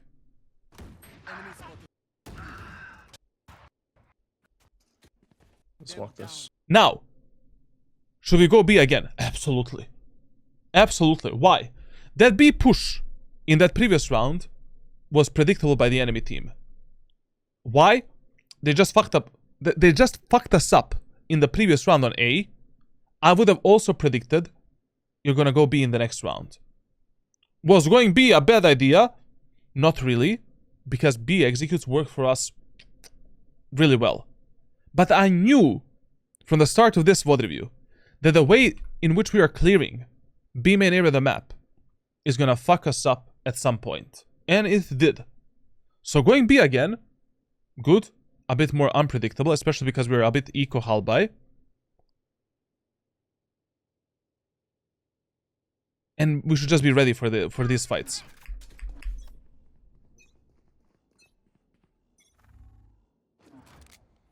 Well divided. Deploying drone. Grenade. Right there. Sight. Reloading. Okay, listen. So the combination of weapon that you bought right now, so fine. You can buy a Bucky, Sheriff, Light Shield, 2 smokes in these hull by rounds, absolutely fine. But generally speaking, like when you're executing B site with this combo of weapons, like you have a Bucky and Sheriff and Judge, I don't know, Sheriff and Stinger. Jump spot the enemies here. Get the info for yourself. If enemies are anywhere in this area of the map, use a smoke here. Use a second smoke there. Jump, dash. You don't need to updrift. Get into this position. Get immediately around this cover. Isolate this fight. Then we can pull out the Bucky to clear this angle. And then we fight the rest of the enemy team together with our teammates. Also, for this execute, if you don't see any enemies, like all you need to do to go there with the Jett is just get into this position and jump, crouch, and dash. You don't need to use the updrift to get behind this cover. And a lot of the times, unless... Just a second.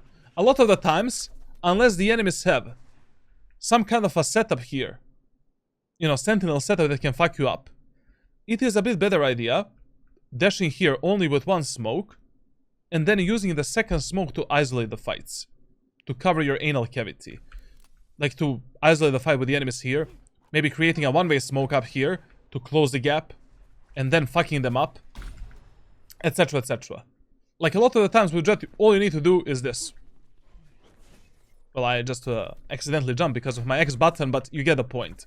You can simply jump from this position and do this. And glide across this bridge into the smoke. And then from this spot, take this fight. And we still have a second smoke to do, you know, you have only a Bucky, no problem. Use a second smoke here. Close the gap. Enemies on Abyss are not going to expect you with a Bucky on the attacker's side. Delete that enemy. But in this round, this pathing that you did here was okay. Because we have an Astra wall. Totally fine. Careful flank. I'm just really concerned about your utility usage on other maps, like... because it can be much more efficient. I'm just wondering what you're doing on a map such as Split or Bind, where utility usage and executes are 10 times more important than on Abyss and Breeze, for an example. My camera is destroyed.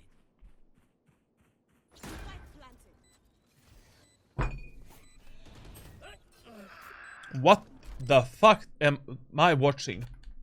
My camera is... Careful flank.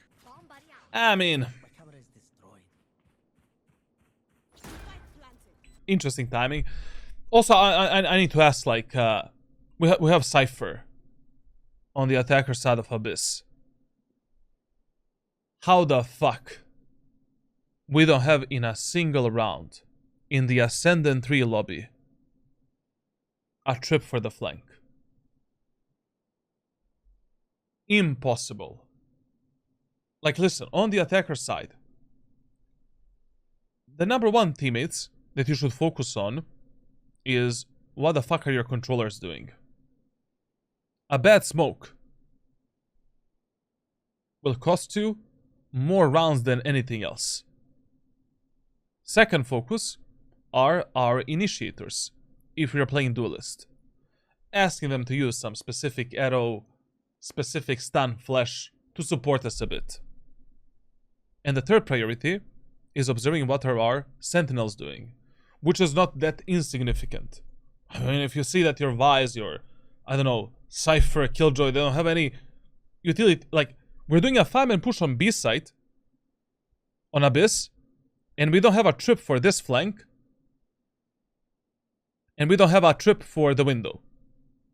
That should be criminal offense, essentially. And you need to communicate this as well to your allies. Now, if they say, fuck you, Jett, I don't want to do it, just be ready for enemies' flanks and lurks at any moment of time.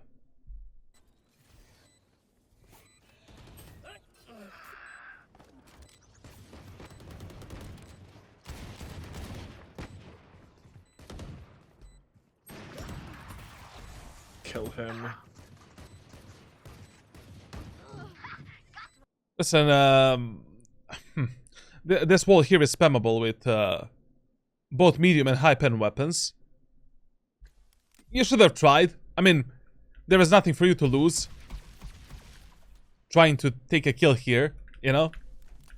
I mean, it's spellable with medium weapons if you have a perfect lineup, but you should have tried. You had a sheriff, like, you know?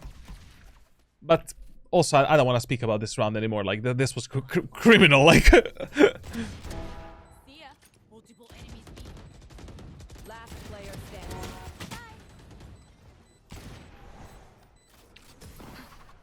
Oh my god. This could have been so good, man. That could have been so good. From your side, you've done the best you could have. Like, literally, there's nothing better you could have done to win it. At the end. Blocking sight. But this is the problem that I was speaking about. Ask yourself, why did we lose that B push? Like, first thing you should ask yourself, did we lose the B push because of some enemy's utility, some enemy's amazing setup, you know, our utility usage? If the answer is no, and you just lost the B execute, only because you played post plant in a wrong way, go B again. Fuck it.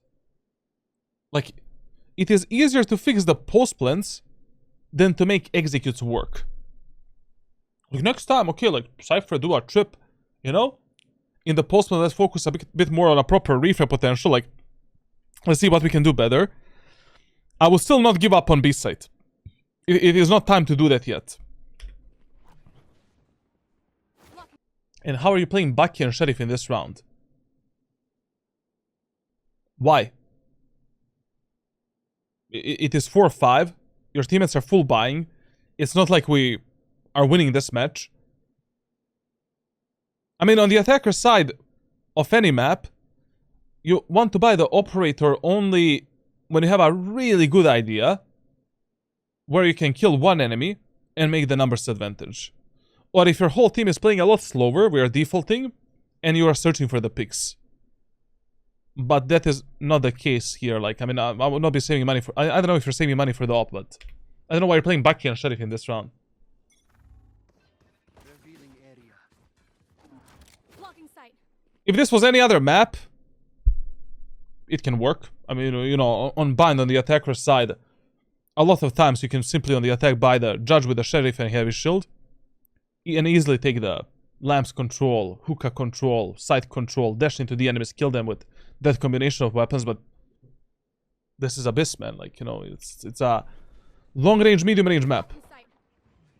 Once again, both of these smokes, absolute nonsense. Yes, you're denying the enemy's peak a bit, but at the end of the day, we're not taking any meaningful space. And if you want to do a split on A side that you're doing right now, communicate it to your teammates. Yes, we can do a B split, no problem. But how should that split look like? 3 of us go here. 2 of us go here. Astra, can you do this and this smoke? Get into the vents. Pinch the site. Sure, we can do it. Why not? We can try that strategy. By going alone on mid, with 0 smokes, especially with the smokes that you wasted, what you're doing right now is suicide.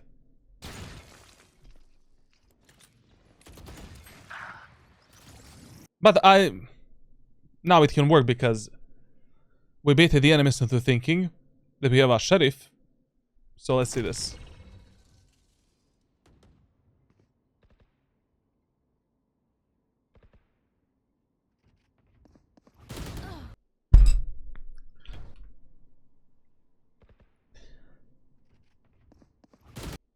I think... Actually, I didn't. Listen, after this VOD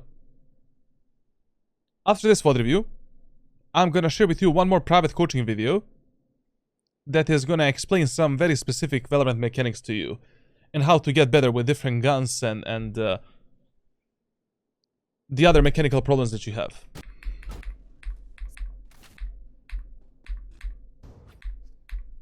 That should have been a kill.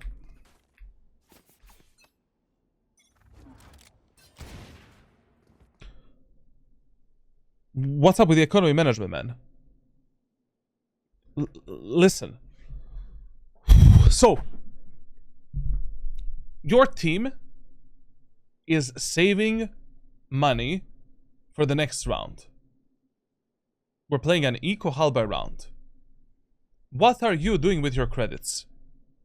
You're still affording everything for that specific round that can be useful for you to win it and clutch it for your team, and you make sure that you have enough credits to purchase a full buy in the next round. So, if in the next round you're gonna have like 9,000 credits, in this round you're buying a Vandal, Heavy Shield, 2 smokes, and you're playing a full buy, and your teammates can save if they want to save. But in this round, generally saving doesn't make that much sense. We can kind of buy a bit of a scuff buy, but we can still have Vandals and Light Shields and try to win this round. I have extra money if anyone needs.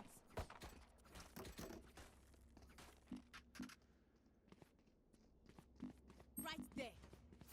I don't know, are you saving money to invest into something like in real life, like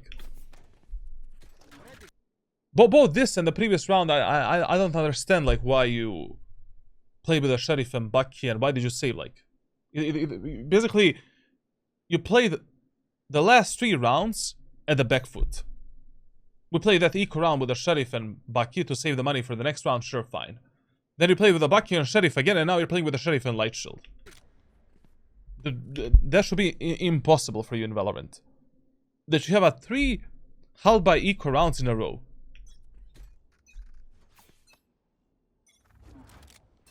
But if your idea is to get the ultimate orb and use the ultimate in this round, sure, fine. But in that case, we should have played a full buy round. What you should have done is drop 2 guns to your teammates, buy a heavy shield, get the orb in B main or A main, and that's it. We play a full buy round. I mean, that's the main power, one of the main powers of Jett Ultimate, an economy saver.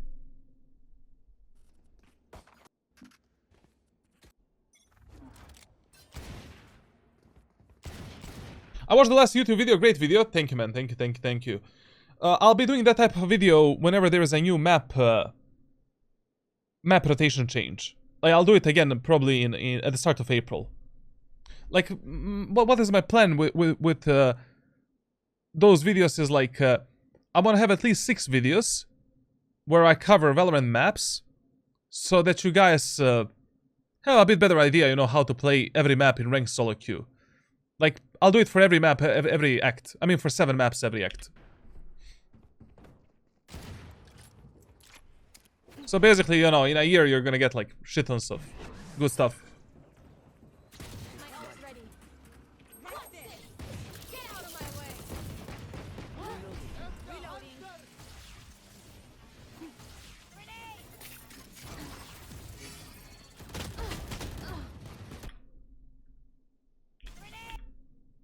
Once again, you know, you are simply brute forcing your way into the sites. Like, you cannot play like this against Sentinels. We either need to bait our teammates a bit more or tell them to play a bit slower, bait out the enemy's utility, like. But this is insanity, man.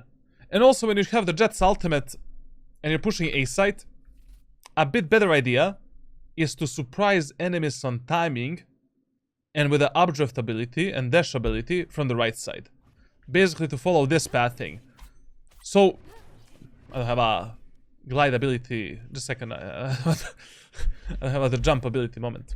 So, basically, you let your raise do a default entry, and as soon as the raise is going in,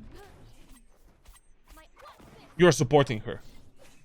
That is 10 times better than doing a default execute with the ultimate, closing the gap with the enemies, and then in a close range fight you need to be mega precise in order to kill the enemies. in these long range fights, like, you have some room for the mistakes, essentially.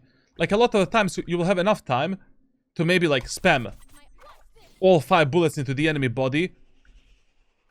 One might hit the head, I don't know. But when you're in this type of a fight with the ultimate, you need to aim for the head. Like, most of the time, you're not gonna have the time to have less precision. What do you think about the new agent? Are there any leaks? Like you're asking me that for the last 7 days, bro. Like, and I'm checking Twitter like an idiot. One of the greatest gun buddies in Valorant. Is there any leak? New agent. There's only a new agent teaser. Like, look at this. I mean, I can show you this on a PC, but like, there is only this image where, like, this agent is, like, dashing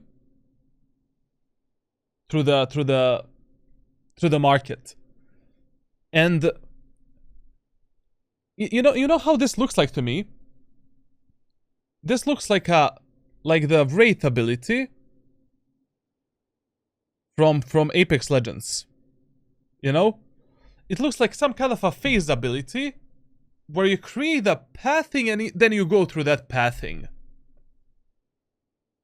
If that makes sense. Like, it's definitely not gonna work in the same way as a Jett dash, because that would be stupid. Why would I have this 2 Jetts in Valorant? I think it's gonna be like a slower dash ability that you have time to react to, essentially. And that you need to pre-place. Just a like a portal, essentially. Yeah, so something like that. Because Valorant is slowly moving away from dive meta. Like, they're nerfing the Jett, nerfing the Raze, nerfing the Omen, like, in around 2 or 3 years from now, like, all of these agents are gonna be deleted. They're gonna be so bad for ranked solo queue. And for, I mean, pro play as well. Like, basically, in 3 years from now, in every pro play, you will be seeing, like, Iso, Reyna, Phoenix, Yoru, and maybe this new agent, essentially. Like, Jett and Raze, I think this year they're gonna nerf them at least 1 more time, minimum. So I don't know if this new agent is actually gonna be good or something that to be hyped about.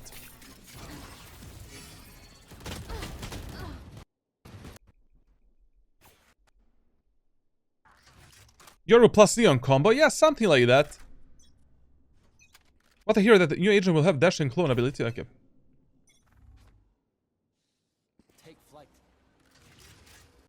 With the addition of Vice and Deadlock and the buffs they done to Cypher and Sage, diving is impossible. It is still not dead in ranked solo queue, but in pro play, I mean, it's kind of like... It's you and... This angle, how you pick this angle, I don't want to see that ever again, man. Like, you cannot half peek this angle without clearing these 2 right positions first. Like, if you're peeking this angle, clear this as well, and then you can maybe... Like, if you want to lock in onto this Jett that is on tower, this is the best thing you can do. Like, just hold this. And be ready for a fight. Or jiggle pick this. Wherever you think she is at that moment of time. But you cannot hold this. You don't know if an enemy is here. You're dead. It's you and me. Blocking vision. Revealing area. There they are. Reloading. Taking that blocking sight. Good idea. Just wait for the smoke to appear, man. But anyways, like, listen.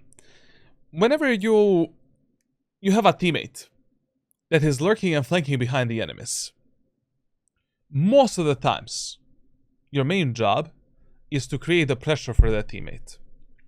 You don't need to commit to the fights. You don't need to fight the enemies. Just create a fake pressure. Your Cypher right now has an amazing timing to buttfuck all of the enemies on the B side. He is right now your win condition and a playmaker. Whenever you have a teammate like this, with a good timing to backstab the enemies, your job is just to stay alive, apply the fake pressure, jump spot the enemies, jiggle pick with random shots, maybe do one ability somewhere, stay alive, and then when the guy is close, we pinch the enemies. Taking that blocking sight. You see, if we waited just slight, for a bit, Reyna would be dead. Cypher did the ultimate. We know exactly where are the enemies.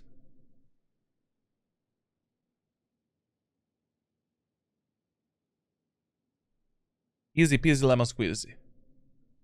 Charlatan, I met a fellow fan of yours in one of my games on Fracture. We went arcade 3 times in a row as 5 and we ate up that game. The easiest strategy on that map, like literally, you know.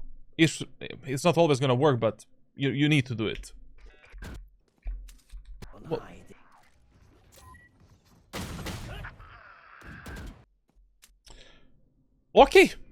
Okay. I mean, you know what you need to do better on the attacker's side, like. You simply know. Are you watching the Masters, Papito? I was surprised with the elimination Vitality, was hoping EU could win a trophy again. I watched some of the games. I watched DRX versus Vitality, EDG versus G2. I didn't watch Vitality versus T1 today. I only watched the first map, and I saw the T1 shitting on them a bit, on the Lotus.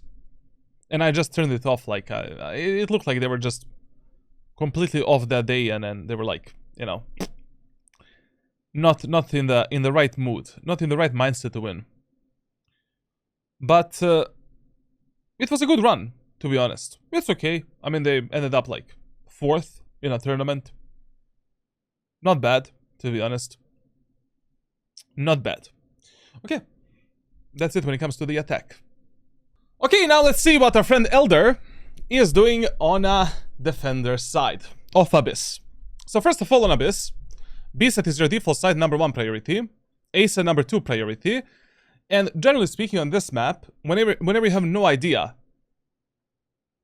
where the enemies are gonna go next, you want to gamble more towards the mid area of the map and towards the B site. So if you're autopiloting, if you don't know what to do next, if you don't know what the enemies are gonna do next, start your rounds somewhere around here and play faster rotations between B site and A site.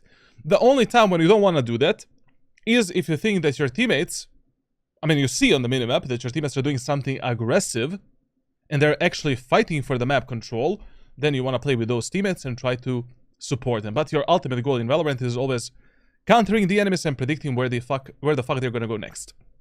Now, on a defender side of Abyss, in the first round, you should always play B site, or at least start somewhere around the B link, and play faster rotation towards the B site. It is much harder site to be retaked, especially in the first round, compared to the A site, and you don't want to lose it for free.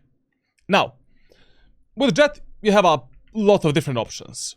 If you're simply starting in the B link, in the first round, you can start with the Sheriff, and just, you know, support your teammates with the Sheriff. Like, guard the mid with the Sheriff, you can take the fight with the enemies with the dash ability. You can also rotate on tower, support your teammates with the dash ability, try to delete one enemy. Plenty of different options. You can also play Ghost with a smoke. But if you're starting on the B site, exactly on the site, then the main option I would recommend you is the Ghost Shorty strategy. You start the round with the Ghost right here, drop the Shorty at the backside here, and essentially we play this off angle. Wait for the enemies to start using their recon abilities. At the moment of time when those recon abilities are revealing you, try to surprise the enemies with a peek and try to kill one enemy. Don't commit to that fight too much, because There's no reason to do that. Our main win condition and a kill potential is at the backside. We want to ride this angle right here, play on the edge of it. 1, 2, 3 love taps, drop down with a knife. Get at the backside. Then we can jump spot the enemies. Bait them again. Enemies are coming. Kill enemies with a ghost. With a shorty. Then, with the dash ability, we can take another fight with a ghost. And you're always dashing towards the safety here. Like, never use your dash ability back into the site. Basically the backside. Always go away if you're playing alone on the site. And if the enemies are just stomping you. Like, you simply cannot... It's humanly impossible that you defend the site alone. Especially in the first round. If the enemies are pushing A, you still have a ghost to retake the A site. You have a dash ability. There's nothing else that you need with a Jett, essentially. And just play fast rotation. Now let's see what our friend is gonna do. I already see he's doing some classic shorty strategy in our first round on A site.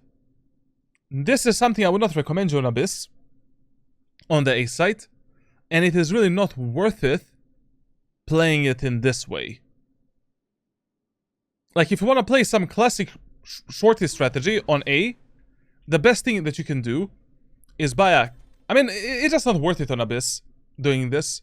You know, playing with a classic pistol and shorty and with a light shield or without... or with utility.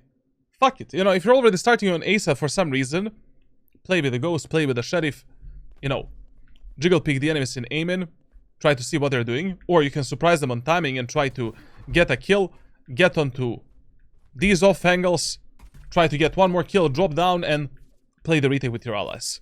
But this classic shorty on A in the first round is simply not worth it.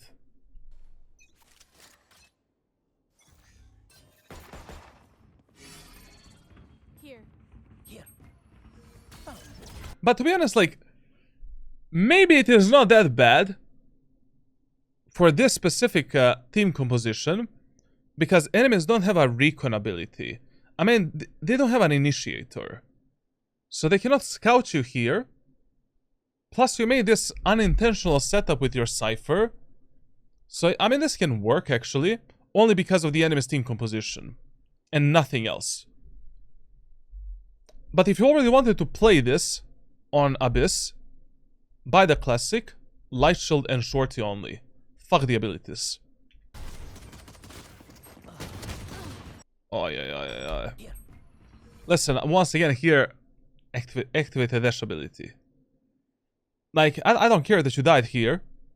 You would have died anyways, probably. But if you're going for these risky plays, these kamikaze plays, activate the dash ability, be ready for a fight.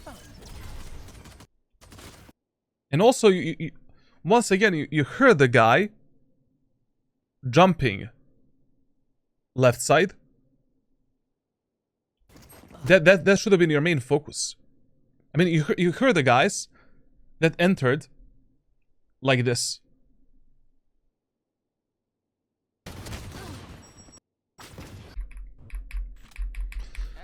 But I don't know what to tell you about this. Like, it's very risky strategy for the first round if you're playing A. I would just recommend you to play it in a default way, and you know, you need to rely on off angles and raw mechanics at that point.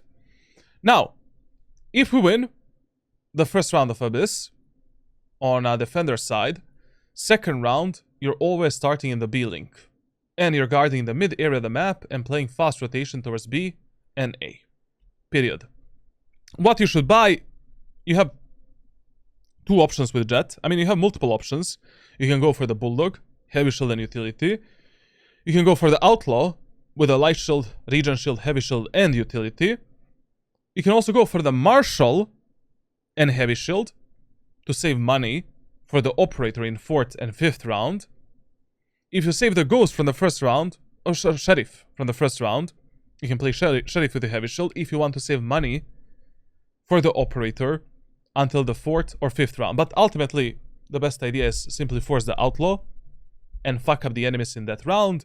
In the bonus round, we have Outlaw. If the enemies mismanage their economy, we have really high chances of winning that round with the body shots. So, sure, fine. But the second round always starts somewhere either on top mid or B-link and simply guard the enemy's push through mid.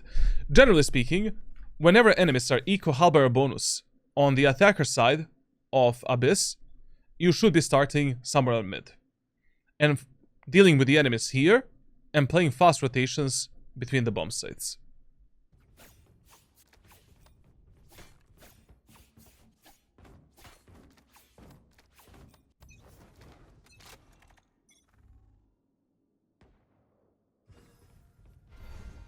Okay, you got smoked at top mid. You're playing Jett. I mean, yes, we don't need to commit to some 50-50 fights. But, you know, ask yourself what's happening right now. So enemies did this smoke. You heard gunshots in a main area of the map. They're probably going to split your teammates onto the A site. You should try to get a kill on mid. You're playing Jett. You have a dash ability. You don't need to commit to the fights. You have the outlaw as well. These should be easy kills for you that you should try to take. Here. I mean, if you already decided to rotate like this, you should have rotated all the way to the Cypher and play with the Cypher. That was a bit lucky that the Jett did that crazy play, but, you know, we should not play on luck. Anyways, I mean, you should never feel afraid to take these duels on mid if you have the outlaw. And you know for a fact that enemies don't have a heavy shield. As long as you use your dash ability to escape any bad fight or unwanted fight, you should do it.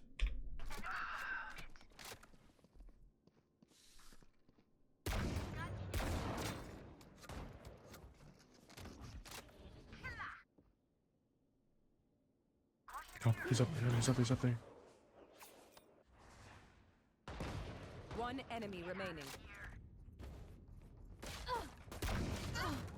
Didn't I give us this comp? Oh, he's up there. One. He's up there. How did this wise get behind us? Oh, he's up there.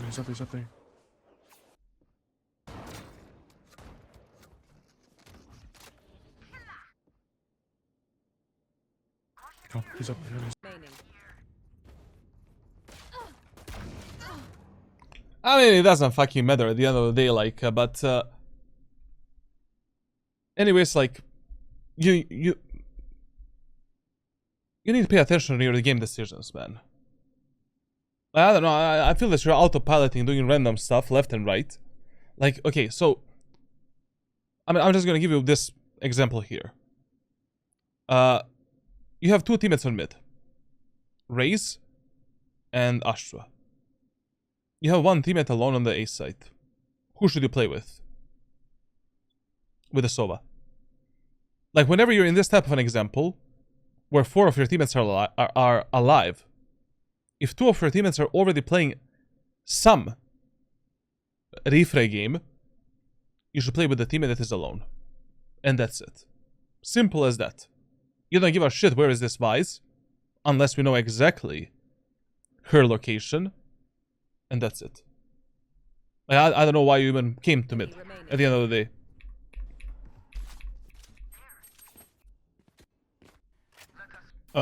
We bought Bulldog? Listen, if your teammates are bonusing in the third round, bonus with them. Like, basically, if your teammates are not forcing everything in this round, buy request a sheriff from Astra, get a light shield and bonus with them. Now, in the first round, enemies pushed A, they failed. In the second round, enemies split A, they failed. Right now, chances are above 80% that enemies will try to push on B site. Simply because of the rule of fear. Plus, it is our default site anyways. that we should be defending. So instead of playing on A side right now, we should be defending the B side.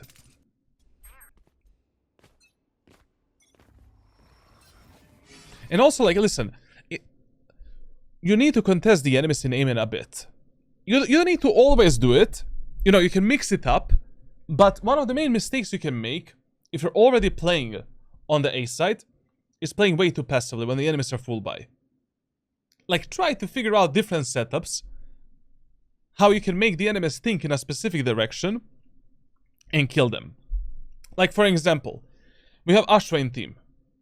One time what we can do is, like, ask the Ashra to do the smoke on the first contact with the enemies, get in a smoke, activate a dash ability on timing, try to surprise the enemies from this angle, and try to kill them.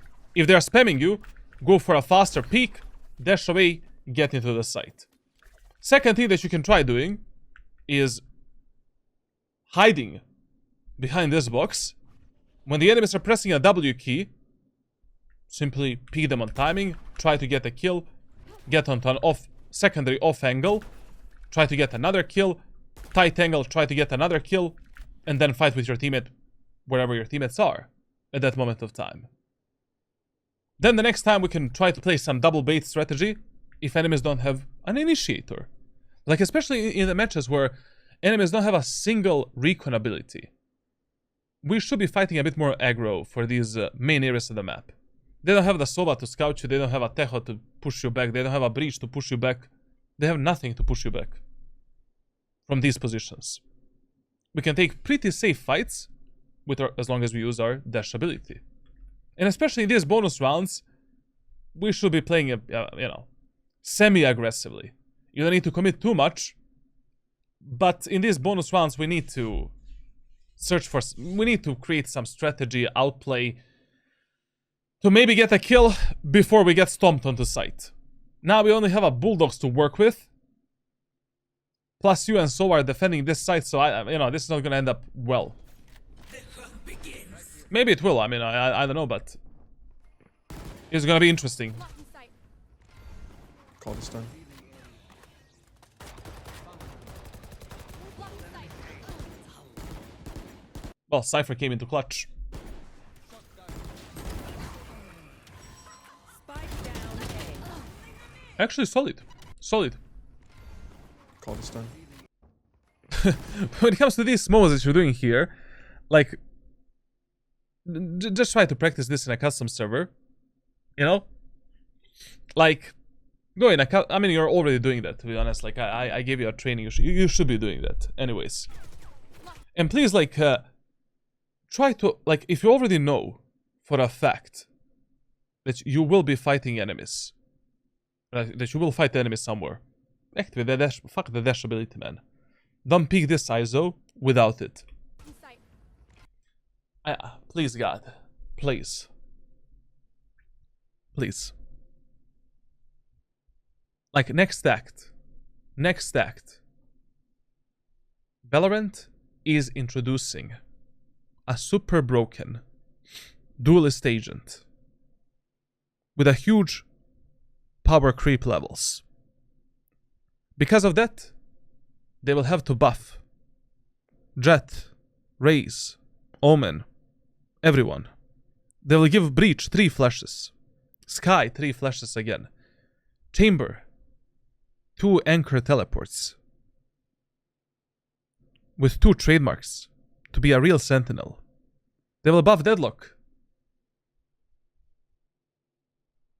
They will buff Vise. They will not nerf Teho because Teho is okay.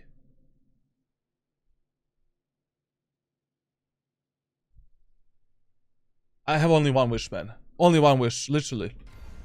Call this done.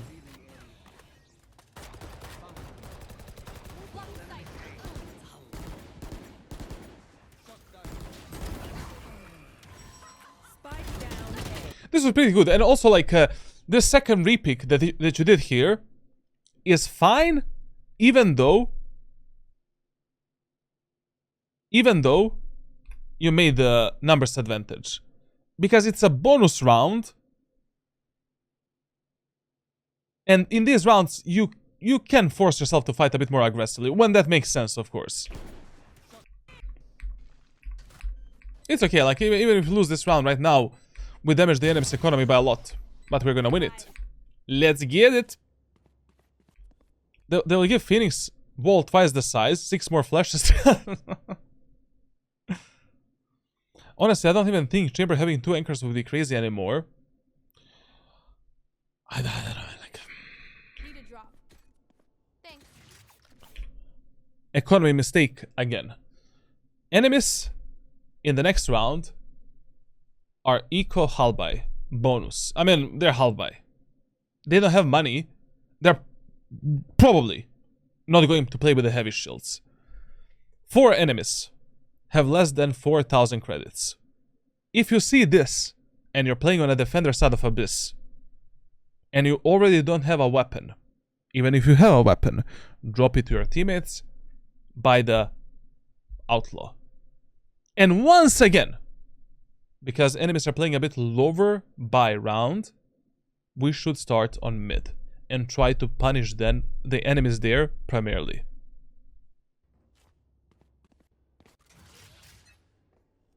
Now, holding in this angle,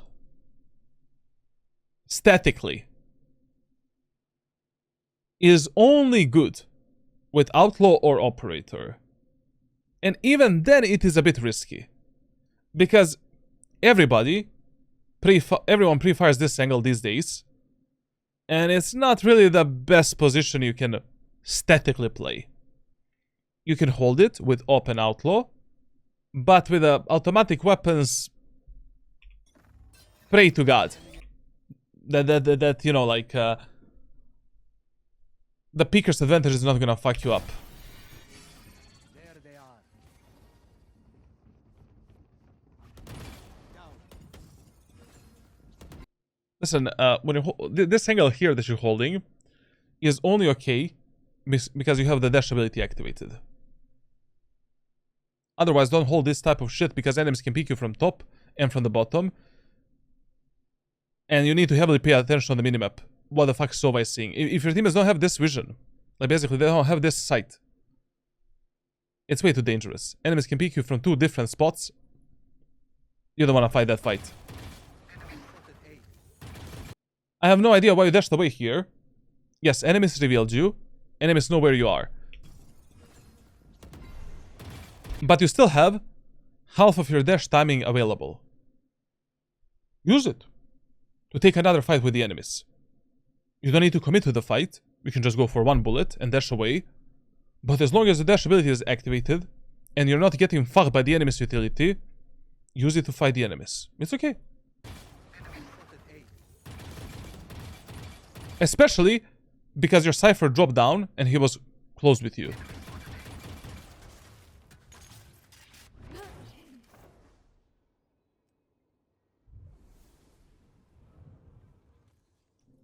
I think one guy is one guy in the smoke.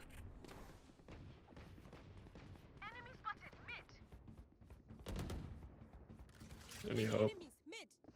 Here, blocking sight. Why are you backing off from this fight? I mean, I understand enemies are playing a half-buy eco round. They have the sheriffs. Some of these guys force Sentinels, but brother, if you have numbers advantage, and one of your teammate is here, fighting the enemies on mid, and this teammate has 0 support, you need to fight with him. You don't need to be the first contact.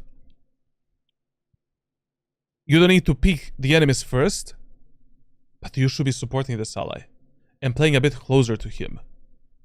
This is a perfect scenario for you. You have a teammate that can be the first contact.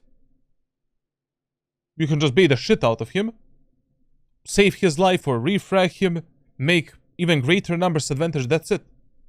But now if you back off and play a bit passively, and you cannot support this Astra, God help us. I mean, we should have played more aggro here. And now when he died, we need to get in a passive mode again. And we need to decide what are our win conditions. So enemies have the mid control. Razor alone on B. Sova is moving through the CT. I would sell the whole A side control and slowly shift towards my Sova. And group up with the Sova. And gamble that the enemies are going to end up on B side. Even if that is not true, we have Cypher that is lurking behind the enemies and that can maybe do something to buttfuck them. But right now the worst thing that we can do is take individual fights left and right. And if you die here, that is an even bigger problem. Because then enemies will turn their focus towards this Cypher that got revealed by the wall and completely delete him. And then go onto the A site. Like if you and Cypher die right now, both of you, enemies have A for free. Anyways. Like you should not have taken this fight at all. Like you should have just pulled yourself slowly towards the CT. Take an off angle like this. And that's it. If Sova gives you info that enemies are moving B, let's go B, let's support the Sova. If enemies decide to go A, you're playing a pretty safe off angle. We can maybe kill one enemy, delay the enemies a bit, wait for the Sova to come, and then pinch the enemies together with a Cypher. Go in heaven. Be heaven. Spike. Also a mistake doing this as well. Now you left your Sova to fight this fight for no reason. Play with your teammates a bit more. Down B.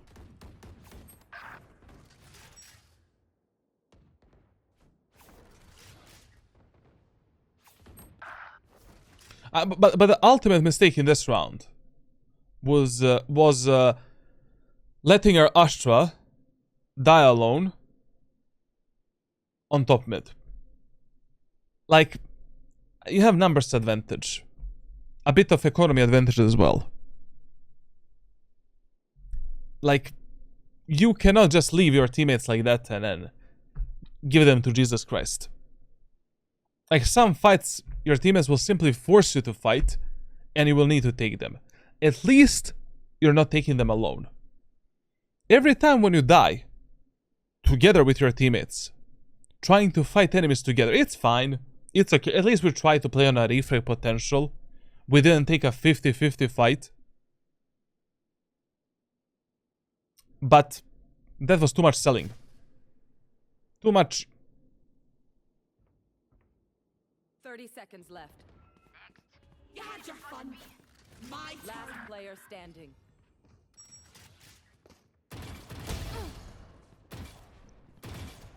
Crazy picks.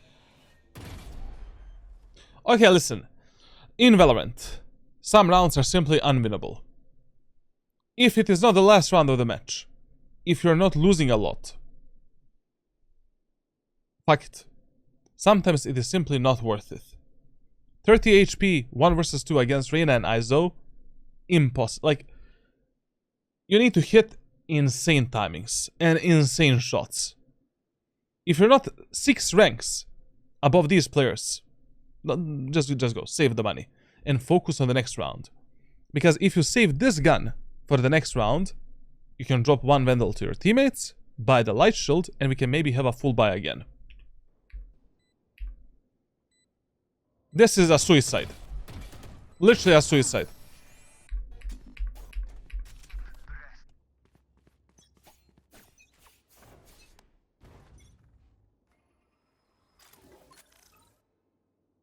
Marshalius Rex.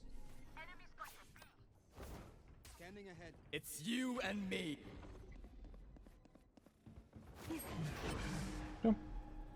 My ult's ready.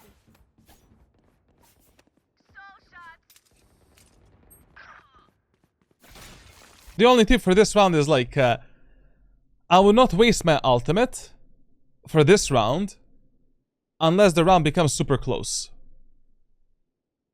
Like right now, I would keep, I would not use my ultimate still until I see if my teammates are gonna stay alive for the retake. Spike planted. Vandal RP. Now we use the ultimate. Deploying drone.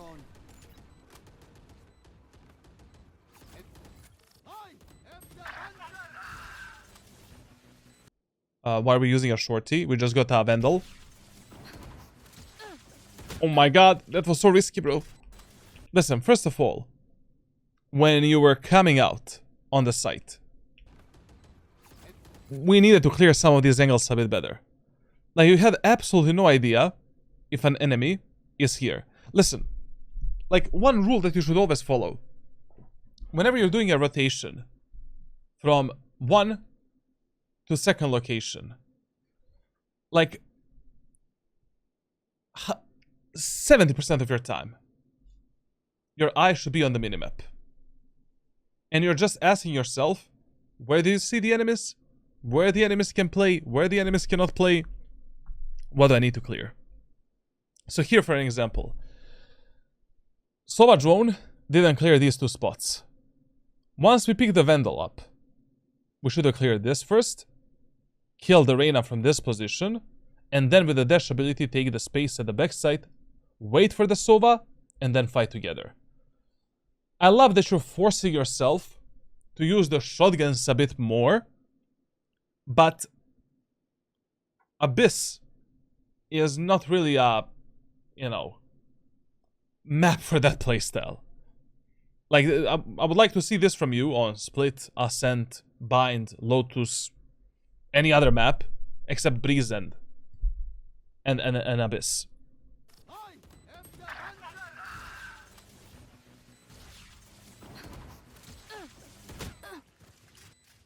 What's one man? One man. Standing.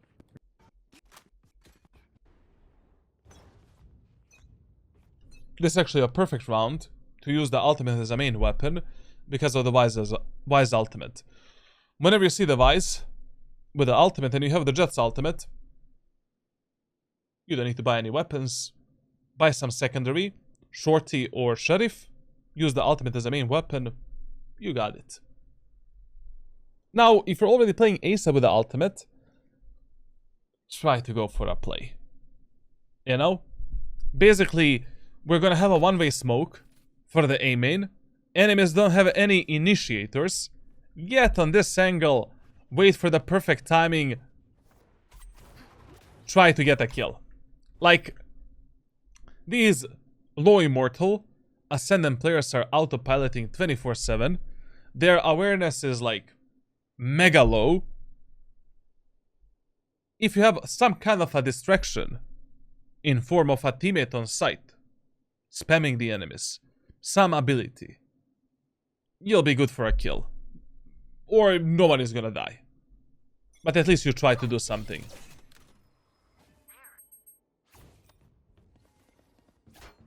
And of course do it on contact.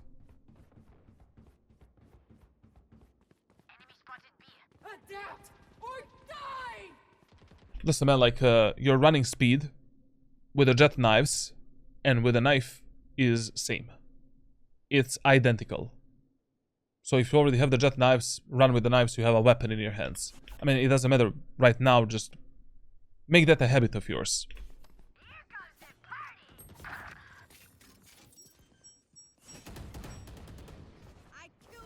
Spike planted.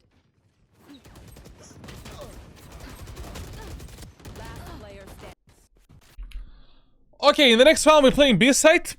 Let's see the enemy's economy. Okay, they're full buy. Okay. So, as I said, generally speaking, whenever you lose the focus or enemies are unpredictable on Abyss, play more towards the B link and towards the B site. Remember that B retakes on Abyss are at least 40% harder than A retakes. 40%. So, if you already need to gamble towards B site. It's totally fine.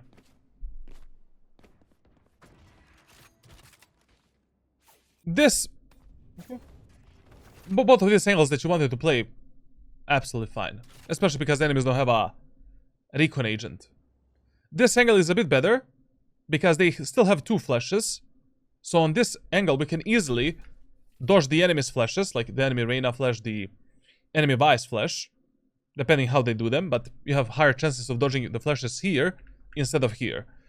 Once we dodge the flash, we can simply peek, take an easy kill, drop down, maybe take another kill, dash towards the backside, reposition towards the left side.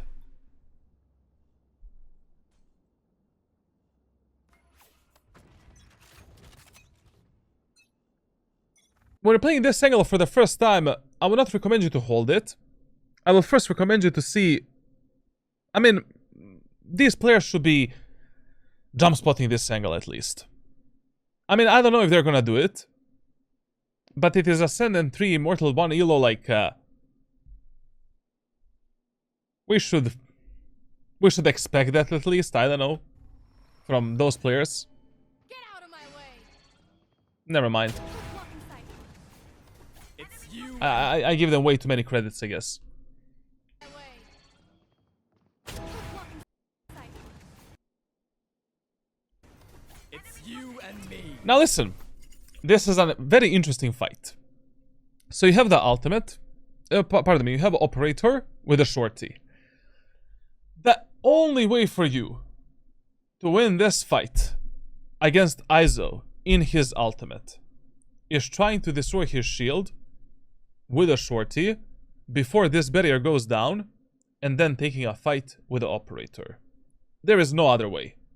You need to instantly jump peek with a shorty. I mean, with a shorty it's great because shorty fires pellets.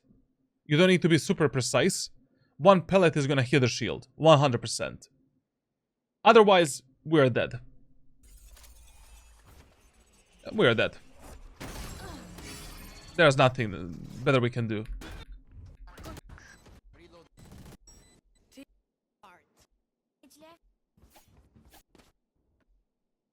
Playing on the A side this round is fine.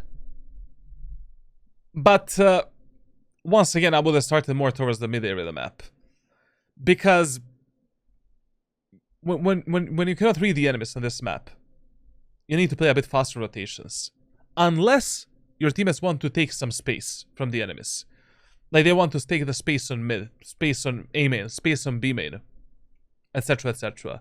Like for example, another problem that we have here at the start of the round is that based on the body posture of our race, I guarantee you that our race is gonna go for some aggressive play. Like when your teammates are looking towards the barrier like this, you need to pre-assume they're gonna be pushing the enemies. And having one teammate that is playing alone here, without the teleport, without the dash ability, that's a suicide. We need to support this guy. Anyways, like your Cypher and Sova are gonna be jerking their cocks off with their setups on A. Like they're gonna delay the enemy's push for at least like, I don't know, 5 seconds, if nothing else. Like these type of things you should be reading from the minimap, like as you're starting the rounds as well.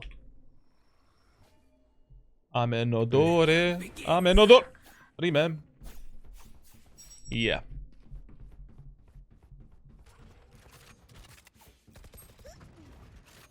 Basically in Valorant, we just have some of these maps where you cannot, if you cannot read the enemies during a match, you need to start more in the mid area of the map.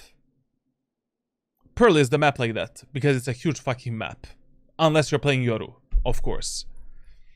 Abyss as well, you know. Then Haven as well. Lotus as well.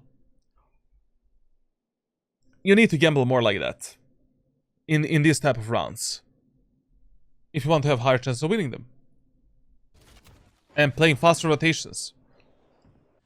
But also when you see that your teammates are going for some suicide plays, such as your race, you need, if the rest of your team is playing passively, that is the teammate you want to play with. Like, I don't know, you're playing on Lotus, for an example. Teammates here, playing super passively. Teammates here, playing super passively. But, Arena, with a Lear in her hands, is looking towards the B main area of the map. Play with the Reyna. Fuck it. Anyways, like, once we finish the fights here, we can do super fast rotations towards the A site and C site and support our teammates. But if this guy dies, B site is fully open, we are in the numbers disadvantage, and the round becomes 10 times harder.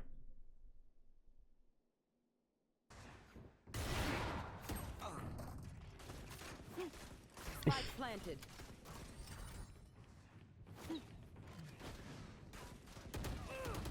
Last player standing. If this is the example that you were talking about, this is not a chaotic fight. You know, here you just need to make a decision. Do you want to fight the enemies in B-Link, or do you want to fight the Jett? And whichever decision you make, it's fine. I mean, ultimately, the best decision here would have been to fight with a Cypher and kill this Jett. Whenever your teammates are fighting the enemies somewhere, and you're not forced to fight the enemies on a secondary angle, take that fight first with your teammate, especially if it is 2 versus 1. Finish that fight, and then move on to the next one. You don't need to make any rushed out decisions.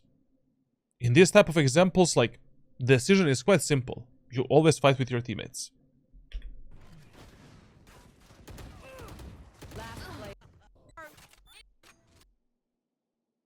If this is the example of that chaos that you were talking about.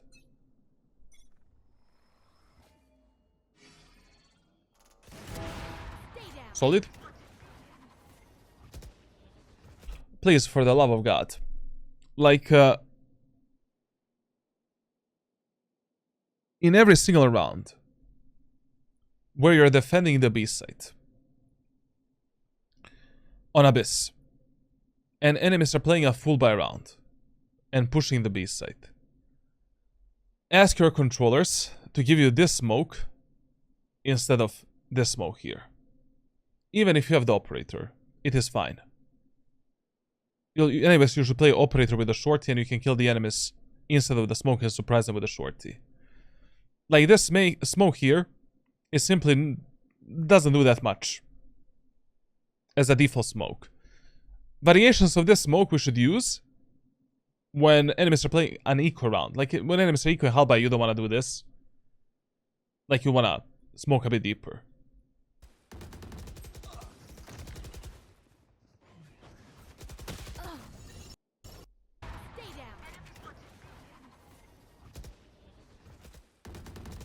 And to be honest here, like, once your Sova died,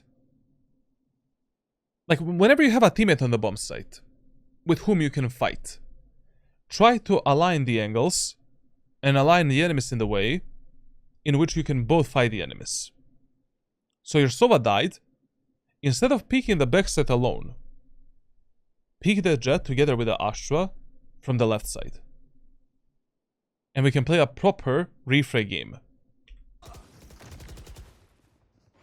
And also here, when you peek this angle, you can just hold it. I don't know why you backed off from this position.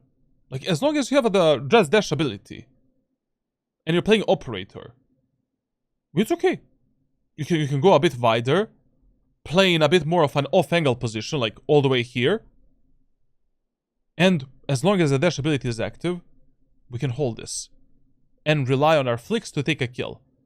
We do a flick, miss a shot, it's okay. We can dash away, smoke ourselves off, get out.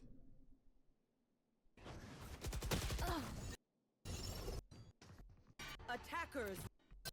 But generally speaking, like, based on your tracker stats, and like, based on what I saw in the first VOD review that we did for you, you're on a really good trajectory, man.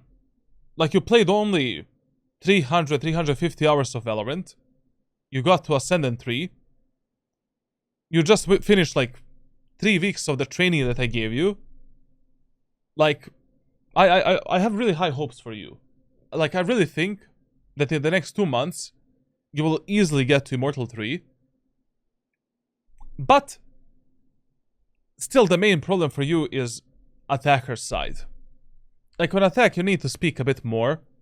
You need to organize your teammates a bit better based on the enemy's team composition, your team composition, which map you're playing, what is yours, what is enemy's economy. You cannot just allow them to do whatever the fuck they want. At least try. You have nothing to lose. If you're serious about getting Radiant, you know, like... but if you never got Radiant in your life, you're probably serious about this game, like, and that's why I got this VOD review anyways. So, on attack, you're still underperforming more than on defense, like, and based on the stats, like, that is still your highest problem. How do we get good with the operator? Positioning is the most important, number one. Like, which angles you're abusing, how you're holding them, and how you're peeking the angles. Number two, you really want to read. You need to read the enemies a bit more. Like, what type of abilities they have, how can they fuck me on a specific position? Is it even worth playing operator in a specific round? Number three, the only thing that you want to practice in when it comes to aim training is simply raw reaction time and static flicks. You don't need anything else with operator. Like, crosshair placement is also very important because, like, you know, if let's say, for example, you notice that enemies are jump spotting this angle. Hold it here. You see the enemies jump spotting, easy kill, drop down. Wait for the enemies to make some footsteps. So you get or jump spot them. Aha, an enemy is down there. Let's go. Like, with op, like, it is 10 times more, it is 10 times more important how you position yourself and reading the enemy's movement and patterns, rather than your raw mechanical skill. Like, you will hit some very easy shots if you position yourself properly. But of course, like, you should still train your raw mechanic. Like, I mean, I still need to make, like, I have prepared, like, 5 different aim training routines that I'm gonna release on my main YouTube channel that I was using last year, if you remember, like, when I did the 12 weeks of aim training. But I'm just fucking lazy to make videos. Like, you'll get everything, you know, I'll cover everything in the future. Like, hopefully I'm not gonna waste my time next act grinding ranked, bro. Like, once again, we wasted like 2 months doing nothing. Like, we did a few VOD reviews, a few ranked playbooks, and like, what? 1 fucking YouTube video in February, man. No. In March and April, like, I'm gonna heavily focus on content, man. Like, this is just waste of time for me. But, Elder, listen, I'll share with you 1 private coaching video. If you have any questions, you know where to find me. We discussed enormous amount of stuff on the attacker side for you. Pay attention on these timings. Pay attention to your teammates a bit more. You'll be totally fine. I'm dead, right? It's too late, bro. It's already 2 a.m. for me. So thank you for watching. Subscribe, leave a like, leave a comment. On my Discord server, there is right now a giveaway for Valorant points and free coaching. And yeah, I cannot wait to see what new duelist is on Sunday. Thank you for watching. That's it.